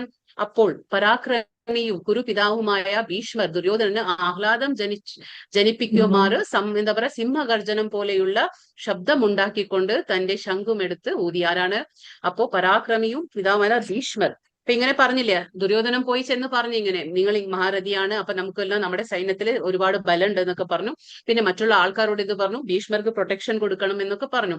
അങ്ങനെയൊക്കെ പറഞ്ഞപ്പോ ഇനിയിപ്പോ ദുര്യോധനൻ ഒരു വിഷമം വേണ്ട അല്ലെ, ഇനിയിപ്പോ ഭീഷ്മർ കൂടെ ഉണ്ട്, വിജയിക്കും എന്നുള്ള ആ തോന്നൽ ഉണ്ടായിക്കോട്ടെ എന്നുള്ള രീതിയിൽ തന്നെ ഭീഷ്മർ എന്ത് ചെയ്തു? അവരുടെ ശംഖെടുത്ത് ശബ്ദം ഉണ്ടാക്കുകയാണ് ചെയ്തത്. ശംഖെടുത്ത് ശംഖൂതി. ആര്? ഭീഷ്മർ ആദ്യം ശംഖൂതാണ്. അപ്പൊ ഭഗവാൻ കൃഷ്ണൻ മറുപക്ഷത്താകയാൽ ഈ യുദ്ധത്തിൽ വിജയം പ്രതീക്ഷിക്കാൻ വയ്യെന്ന് എന്താ പറയുക, വിഷാദഗ്രസ്തനായ ദുര്യോധനന് ശംഖിന്റെ പ്രതീകത്തിലൂടെ ഭീഷ്മർ പരോക്ഷമായി മുന്നറിയിപ്പ് നൽകുന്നതാണ്. ഇതിപ്പോ ഭീഷ്മർ ശംഖൂതുന്നത് എന്താ? ദുര്യോധനൻ ജയിക്കും എന്നുള്ളത് കൊണ്ടല്ല. കാരണം ഭീഷ്മർക്ക് നല്ലതുപോലെ ബോധ്യമുണ്ട് ഓപ്പോസിറ്റിൽ ആരാ നിൽക്കണേ? കൃഷ്ണനാണ്. ഭഗവാനെ നേരിട്ട് ആർക്കെങ്കിലും ജയിക്കാൻ പറ്റുമോ? പറ്റില്ല. അത് ഭീഷ്മർക്ക് നല്ല ബോധ്യമുണ്ട്. കാരണം ഭീഷ്മർ പോലും ഭഗവാന്റെ ഭക്തനാണ്. പക്ഷെ എങ്കിലും ദുര്യോധനന് വേണ്ടിയിട്ട് അവിടെ ജീവിക്കുകയാണ്, ദുര്യോധനന്റെ സൈഡ് എടുക്കുകയാണ്. അതാണ് നമ്മൾ പറയുന്നത്, നമ്മൾ അധർമ്മത്തിന്റെ കൂടെ നിൽക്കുമ്പോൾ അത് നമ്മുടെ നാശം വരുത്തും. അത് നമ്മൾ മനസ്സിലാക്കണം. അപ്പൊ ഭഗവാൻ ഓപ്പോസിറ്റിൽ മറുപക്ഷത്ത് ഭഗവാൻ നിൽക്കുമ്പോൾ അതിൽ നമ്മൾ ജയിക്കുമെന്ന് ഒട്ടും പ്രതീക്ഷിക്കാൻ പറ്റില്ല. പക്ഷെ എങ്കിലും ഒരു ഇൻഡയറക്ട്ലി പറഞ്ഞു കൊടുക്കാണ്, അതെന്താ പറയാ, ജയം അവർക്ക് തന്നെ ഉണ്ടാവും. ആർക്ക്? പാണ്ഡവന്മാർക്ക് അവർക്ക് മാത്രമാണ് ജയം ഉണ്ടാക്കുക. കാരണം അവരുടെ സൈഡിൽ ആരുണ്ട്? സ്വയം കൃഷ്ണനാണ് അവിടെ നിൽക്കുന്നത്. തതഃ ശങ്കാശ്ച ഭീരശ്ച പണവാനക ഗോമുഖാഃ സഹസൈവഭ്യഹന്യത സശബ്ദ തുമുലോഭവത്. അതിനെ തുടർന്ന് ശംഖ്, ചെണ്ട, മദ്ദളം, കാഹളം എന്നിവയുടെ ശബ്ദം എമ്പാടും ഉയർന്നു. അപ്പൊ അവിടെ എന്താണ്? ആദ്യമാര ഊതിയ ശംഖൂതിയെ ഭീഷ്മർ. അത് കഴിഞ്ഞ് തുടർച്ചയായി ശംഖ്, ചെണ്ട, മദ്ദളം, കാഹളം എല്ലാം തുടങ്ങി. എന്താണ്? ആ ഒരു യുദ്ധ അന്തരീക്ഷം തുടങ്ങാണ് അവിടെ. യുദ്ധരംഗത്ത് കോലാഹലമായി. തതശ്വൈതൈർഹയർ യുക്തോ മഹതി സ്യന്ദനേവ സ്ഥിതാ മൗദഃ പാണ്ഡവാശ്ചൈവ ദിവ്യൗ ശംഖം പ്രദദ്മതുഹു. മറ്റു വശത്ത് കൃഷ്ണ അർജുനന്മാർ. ആരാണ് മറ്റു വശത്ത്? ആരാണ്? മറുവശത്താരാണ്? കൃഷ്ണ അർജുനന്മാർ. വെള്ള കുതിരകളെ പൂട്ടിയ വൻ തേരിൽ ആരാണ്? ഓപ്പോസിറ്റ് സൈഡില് കൃഷ്ണനും അർജുനനും. ഏതാണ് രഥം അവരുടെ? അഗ്നിദേവൻ കൊടുത്ത രഥമാണ്. അതെങ്ങനെയാണ്? വെള്ള കുതിരകളാണ്. അവിടേക്ക് എന്താണ് ആ രഥത്തില് പ്രത്യേകത എന്ന് പറയുമ്പോൾ, രഥത്തിന്റെ പ്രത്യേകത എന്ന് പറയുമ്പോൾ കൃഷ്ണാർജുനരുടെ രഥത്തില് വെള്ള കുതിരകളാണ്. അപ്പൊ വെള്ള കുതിരകളെ പൂട്ടിയ വൻ തേരിൽ നിന്നുകൊണ്ട് ആരാണ് വരുന്നത് അവിടെ? തങ്ങളുടെ ദിവ്യ ശംഖങ്ങൾ മുഴക്കി. ആര്? അർജുനനും കൃഷ്ണനും. ആദ്യം ഭീഷ്മൻ മുഴക്കി. പക്ഷെ ഭീഷ്മൻ ആ ശംഖു മുഴക്കുമ്പോഴും ഭീഷ്മന് നന്നായിട്ട് അറിയാം, അതായത് ജയിക്കാൻ പോകുന്നത് അവരല്ലാന്ന് നല്ല ബോധ്യമുണ്ട്. പക്ഷെ ദുര്യോധനൻ ഒരു സമാധാനം ആയിക്കോട്ടെ എന്നുള്ള രീതിയിലാണ് അവര് ശംഖൂതിയത്. മറുവശത്താരാണ്? കൃഷ്ണ അർജുനന്മാരുണ്ട്. അവര് വെള്ള കുതിരകളെ കൂട്ടിയ വൻ തേരിലാണ് അവര് വരുന്നത്. ആര്? അർജുനനും കൃഷ്ണനും. പക്ഷെ അവരുടെ തേരിന്റെ പ്രത്യേകത എന്ന് പറഞ്ഞാൽ അഗ്നിദേവൻ കൊടുത്തത് കൊണ്ട് എല്ലാ ലോകങ്ങളെയും കീഴ്പ്പെടുത്താനുള്ള ഒരു സാമർഥ്യം ആ ഒരു തേരിനുണ്ടായിരുന്നു. ദിവ്യ തേരാണ് ആ അർജുനന്റെ സൈഡിലുണ്ടായിരുന്നത്. അപ്പൊ അവരെന്ത് ചെയ്തു? ദിവ്യ ശംഖങ്ങൾ മുഴക്കി. ജയസ്തു പാണ്ഡുപുത്രാണാം യേശാം പക്ഷേ ജനാർദ്ദന. അതായത് കൃഷ്ണ ഭഗവാൻ പാണ്ഡുപുത്രരുടെ കൂടെയാകയാൽ അവർ വിജയം നേടുന്നു. ഭഗവാൻ എവിടെയാണോ അവിടെ വിജയം ഉറപ്പാണ്. അതുകൊണ്ടാണ് പറയുന്നത് കൃഷ്ണ ജയസ്തു പാണ്ഡുപുത്രാണാം യേശാം പക്ഷേ ജനാർദ്ദന. എവിടെയാണോ ജനാർദ്ദന, ആരുടെ സൈഡിലാണോ ഭഗവാൻ കൃഷ്ണൻ, അവിടെ ജയം തീർച്ചയായിട്ടും ഉണ്ടായിരിക്കും. അപ്പോ എവിടെയെല്ലാം ഭഗവത് സാന്നിധ്യമുണ്ടോ, എവിടെയെല്ലാം ഐശ്വര്യ ദേവതയും വാഴുന്നു ആ ഭാഗ്യദേവത ഒരിക്കലും പ്രിയതമനെ വേർപിരിയാറില്ല. അതായത് ഭാഗ്യദേവത ആരാണ്? ലക്ഷ്മി. ലക്ഷ്മി എവിടെ ഉണ്ടാവും? ഭഗവാന്റെ അടുത്ത് തന്നെ ഉണ്ടാവും. ഭഗവാൻ എവിടെയാണോ അവിടെ ലക്ഷ്മി ഉണ്ടായിരിക്കും. അപ്പൊ അവൾ എന്താണ്? ഭാഗ്യം കൊണ്ടുവരും. ലക്ഷ്മി എന്താണ്? ഭാഗ്യം കൊണ്ടുവരും. അപ്പൊ ഭഗവാൻ ഉള്ളിടത്ത് ലക്ഷ്മി ഉണ്ടാവും, ലക്ഷ്മി ഉള്ളിടത്ത് ഭാഗ്യം ഉണ്ടായിരിക്കും. അപ്പൊ എവിടെയാണോ ഭഗവത് സാന്നിധ്യം അവിടെ ഭാഗ്യദേവത ഉണ്ടായിരിക്കും. ആ ഭാഗ്യദേവത ഉള്ളിടത്ത് ജയം എന്തായാലും ഉണ്ടായിരിക്കും. കാരണം ലക്ഷ്മി ഭഗവാനെ വിട്ട് ഇരിക്കാറില്ല. പാണ്ഡവരുടെ വിജയ ചിഹ്നങ്ങൾ എന്താണ്? ഇപ്പൊ പാണ്ഡവർ ജയിച്ചു, പാണ്ഡവർ ജയിക്കും എന്നുള്ളത് ഉറപ്പായിരുന്നു. അത് എന്തുകൊണ്ടായിരുന്നു? അവർക്ക് കുറെ ലക്ഷണങ്ങൾ നമ്മൾ പറഞ്ഞില്ലേ, ആദ്യത്തെ ലെവലിൽ നമ്മൾ പഠിച്ചു അല്ലെ. അപ്പൊ അതേ ലക്ഷണങ്ങളാണ് ഇപ്പോൾ പറയുന്നത്. കൃഷ്ണന്റെ വ്യക്തിപരമായ സാന്നിധ്യം വിജയം ഉറപ്പിക്കുന്നു. പരമദിവ്യോത്തമ പുരുഷനാണ് തേരാളി. ആരാണ് തേരാളി? അർജുനന്റെ തേരാളി ആരാണ്? ഭഗവാൻ തന്നെയാണ്. ജയസ്തു പാണ്ഡുപുത്രാണാം യേശാം പക്ഷേ ജനാർദ്ദന. ഋഷികേശനായി കൃഷ്ണൻ ഒരു ശുദ്ധ ഭക്തന്റെ ഇന്ദ്രിയങ്ങളെ നേരിട്ട് നിയന്ത്രിക്കുന്നു. കാരണം ഭഗവാൻ തേരാളിയായിട്ട് ഇരിക്കുകയാണ്. നമുക്കറിയാം ഋഷികേശനാണ്. ഭഗവാൻ ആരാണ്? ഋഷികേശ എന്ന് പറഞ്ഞാൽ എന്താണ്? ഇന്ദ്രിയങ്ങളുടെ നാഥനാണ്. അപ്പൊ കൃഷ്ണൻ ഇന്ദ്രിയങ്ങളുടെ നാഥനായിട്ട് നമ്മൾ ഭഗവാനെ സമർപ്പിച്ച് നിൽക്കുമ്പോൾ എന്താണ്? നമ്മുടെ സ്വന്തം ഇന്ദ്രിയങ്ങളും കൂടി കൺട്രോൾ ആരാ ചെയ്യുക? ഭഗവാൻ നിയന്ത്രിക്കുന്നു. അതാ പറഞ്ഞ ശുദ്ധ ഭക്തന്റെ ഇന്ദ്രിയങ്ങളെ നേരിട്ട് നിയന്ത്രിക്കുന്നത് ആരാണ്? ഭഗവാൻ തന്നെ ആകുന്നു. പിന്നെ ഭാഗ്യദേവത. എവിടെയെല്ലാം ഭഗവത് സാന്നിധ്യമുണ്ടോ അവിടെയെല്ലാം ഐശ്വര്യദേവതയും വാഴുന്നു. ഭാഗ്യദേവത ഒരിക്കലും പ്രിയതമനെ പിരിയാറില്ല. അപ്പൊ ഭാഗ്യദേവത അവിടെയുണ്ട്. പിന്നെ സ്വന്തം എന്താ പറയാ ഭഗവാനായ ഋഷികേശൻ തേരാളിയായിട്ട് അവിടെ ഉണ്ട്. പിന്നെ വേദി. ഏതാണ് വേദി? കുരുക്ഷേത്രം. അതൊരു പുണ്യസ്ഥലമാണ്. യുദ്ധത്തിൽ വിശുദ്ധ സ്ഥലത്തിന്റെ പ്രഭാവം എത്രതായാലും ഉണ്ടായിരിക്കും. ആ സ്ഥലത്തിന്റെ ഒരു എന്താ പറയാ ആ ഒരു മഹിമ, അതായത് ആ ഒരു മഹത്വം ഒരുപാടുണ്ട്, പ്രാധാന്യം ഒരുപാടുണ്ട് ആ കുരുക്ഷേത്ര സ്ഥലത്തിന്. പിന്നെ അർജുനന്റെ എന്താ പറയാ കൊടി കൂറുമേലുള്ള ഹനുമപ്രദം ഹനുമദ്രൂപം, അതായത് ഹനുമാന്റെ ആ കൊടി അടയാളം, അതായത് ഹനുമാന്റെ എന്താ പറയാ അർജുനന്റെ രഥത്തിന്റെ മുകളിൽ ആരുണ്ട്? ഒരു ഫ്ലാഗ് ഉണ്ട്, അതായത് കൊടിയുണ്ട് അല്ലെ. ആ കൊടിയിൽ ആരാണ്? ഹനുമാന്റെ രൂപമുണ്ട്. ഹനുമത് രൂപം അവിടെയുണ്ട്. ഹനുമാൻ രാവണ യുദ്ധത്തിൽ സഹായിച്ചു രാമനെ വിജയിയാക്കി. നമുക്കറിയാം അല്ലെ. ഹനുമാൻ എന്ത് ചെയ്തു? രാവണ യുദ്ധം സംഭവിക്കുമ്പോൾ രാമന് വേണ്ടുന്ന എല്ലാ സഹായങ്ങളും കൊടുത്ത് ശ്രീരാമനെ ജയിപ്പിക്കേണ്ടായി. ഇപ്പൊ ഇവിടെ ആരുണ്ട്? ഇപ്പോഴും ആ കൊടി അടയാളത്തിൽ ആരുണ്ട്? ഹനുമാനുണ്ട്. ഹനുമാന്റെ രൂപമുണ്ട്, ഹനുമത് രൂപം. പിന്നെ വിഷ്ണുവിന്റെ ചിഹ്നമുണ്ട്. ശംഖ് വിഷ്ണുവിന്റെ ചിഹ്നമാണ്. അപ്പൊ ശംഖ് എന്താണ്? വിഷ്ണുവിന്റെ ചിഹ്നമാണ്. ഇത് പരോക്ഷമായി സൂചിപ്പിക്കുന്നത് ഭീഷ്മരുടെയും പാണ്ഡവരുടെയും ശംഖുകളാണ്. എന്നാണ് ഇത് പരോക്ഷമായി, അതായത് ഇൻഡയറക്ട്ലി എന്ന് പറയുന്നത് ആരാണ്? ഭീഷ്മരുടെയും പാണ്ഡവരുടെയും ശംഖുകളാണ്. ദിവ്യശംഖങ്ങൾ നമ്മൾ പറഞ്ഞില്ലേ, ആരുടെയാണ് ദിവ്യശംഖങ്ങൾ? ഭഗവാൻ ശ്രീകൃഷ്ണന്റെയും അർജുനന്റെയും ശംഖ് ദിവ്യങ്ങളാണ്. പാഞ്ചജന്യമാരുടെയാണ്? കൃഷ്ണന്റെ. പാഞ്ചജന്യം ദേവദത്തമാരുടെയാണ് അർജുനന്റെ ശംഖിന്റെ പേര്. അപ്പൊ പാഞ്ചജന്യം, ദേവദത്തം എന്നുള്ള ശംഖുകളൊക്കെ എന്താണ്? ദിവ്യങ്ങളായ ശംഖുകളാണ്. ദുര്യോധനനെ സമാധാനിപ്പിക്കാൻ ഭീഷ്മന്റെ ശംഖ്. അപ്പോ ഭീഷ്മർക്ക് നല്ലതുപോലെ അറിയാം പാണ്ഡവർക്കായിരിക്കും ജയം എന്ന്.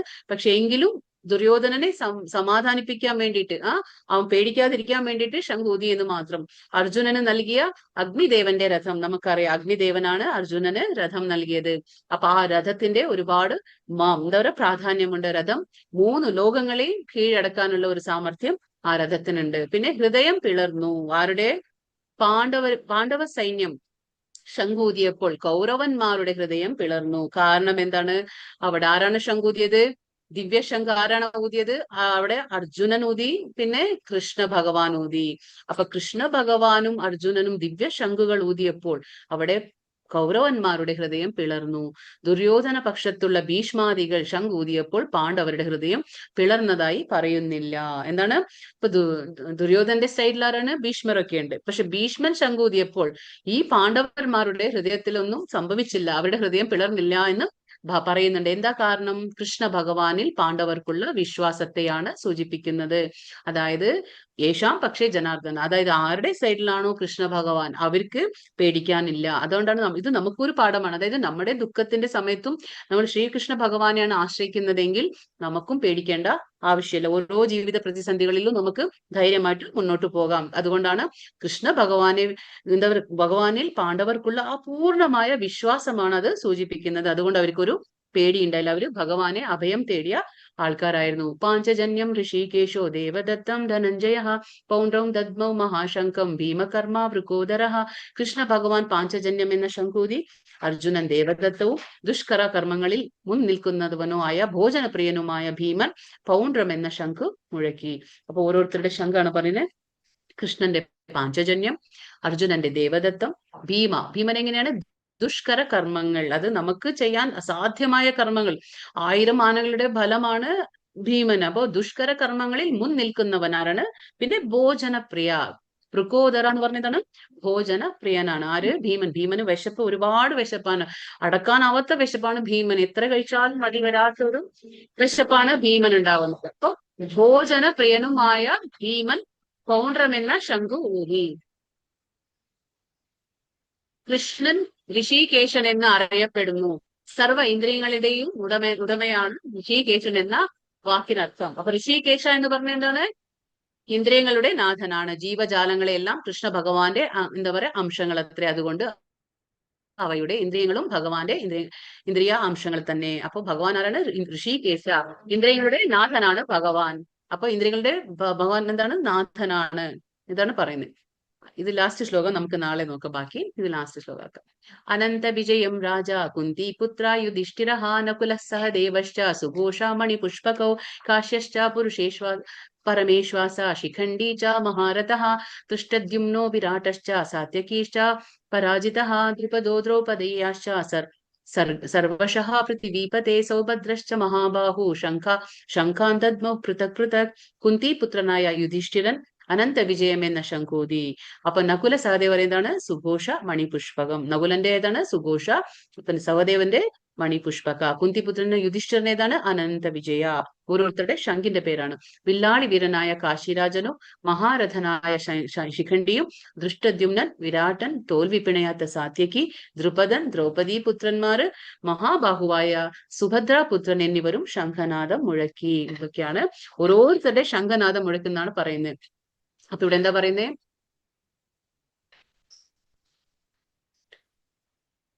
പാണ്ഡുപുത്രന്മാരെ വഞ്ചിച്ച് തന്റെ മക്കളെ രാജസിംഹാസനത്തിൽ വാഴിക്കാനുള്ള ഈ ദുരുപദിഷ്ടമായ ശ്രമം നല്ലതിനല്ല എന്ന് സഞ്ജയൻ നയപൂർവം ആർക്ക് പറഞ്ഞു കൊടുക്കാണ്? ധൃതരാഷ്ട്രയെ അറിയിക്കുകയാണ്. അതായത് ഇങ്ങനെ പാണ്ഡുപുത്രന്മാരെ നമ്മൾ വഞ്ചിക്കല്ലേ അവർ ചെയ്യുന്നത്. 12 വർഷം വനവാസം കഴിഞ്ഞു, 1 വർഷം അജ്ഞാതവാസം കഴിഞ്ഞു. തരാമെന്ന് പറഞ്ഞു ആ വാക്കിനെ ലംഘിച്ചുകൊണ്ട് അവരെ ദ്രോഹിക്കല്ലേ ചെയ്യുന്നത്. വീണ്ടും ഒരു യുദ്ധത്തിന് കാരണം ഒരുക്കുന്നത് ആരാണ്? ഈ ദുര്യോധനൻ തന്നെ. ദുര്യോധനന്റെ സ്വാർത്ഥതയ്ക്ക് വേണ്ടിയിട്ടല്ലേ. അപ്പൊ പറയാണ്, ഇത് ഇൻഡയറക്ട്ലി ആരാണ്? സഞ്ജയൻ നയപൂർവം പറഞ്ഞു കൊടുക്കുകയാണ്. ആർക്ക്? ധൃതരാഷ്ട്രർക്ക് പറഞ്ഞു മനസ്സിലാക്കി കൊടുക്കുകയാണ്. അപ്പൊ ഇത് നമുക്ക് നാളെ തൊട്ട് നോക്കാം.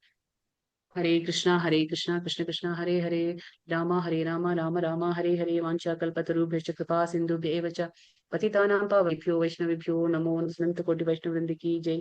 ശ്രീല പ്രഭുപാദ് കി ജയ്. ശ്രീല ഗുരുദേവ് കി ജയ്. ഹരേ കൃഷ്ണ. അപ്പൊ ചോദ്യങ്ങളൊക്കെ നമുക്ക് നാളെ നോക്കാം കേട്ടോ. നാളത്തെ ക്ലാസ്സിൽ ഇത് കംപ്ലീറ്റ് ആവും. ശ്ലോകങ്ങളെല്ലാം 19 ശ്ലോകം മാത്രം. ഹരേ കൃഷ്ണ. കൃഷ്ണ ഹരേ കൃഷ്ണ ഹരേ രാമ ഹരേ കൃഷ്ണ. ഹരേ കൃഷ്ണ. ഇത് നമുക്ക് എന്താ പറയാ, റിപ്പീറ്റേഷൻ ആയതുകൊണ്ട് നാളെ നമുക്ക് ബാക്കിയുള്ള ശ്ലോകങ്ങൾ നാളെ കവർ ചെയ്യാം. ഹരേ കൃഷ്ണ കൃഷ്ണ കൃഷ്ണ ഹരേ ഹരേ. Very good. കൃഷ്ണ ഹരേ കൃഷ്ണ. ഹരേ കൃഷ്ണ കൃഷ്ണ കൃഷ്ണ ഹരേ ഹരേ. ഹരേ രാമ രാമ രാമ ഹരേ ഹരേ. ഹരേ കൃഷ്ണ. എല്ലാവർക്കും മനസ്സിലായോ? ഒന്ന് സെയിം ആണ്. ഹരേ കൃഷ്ണ.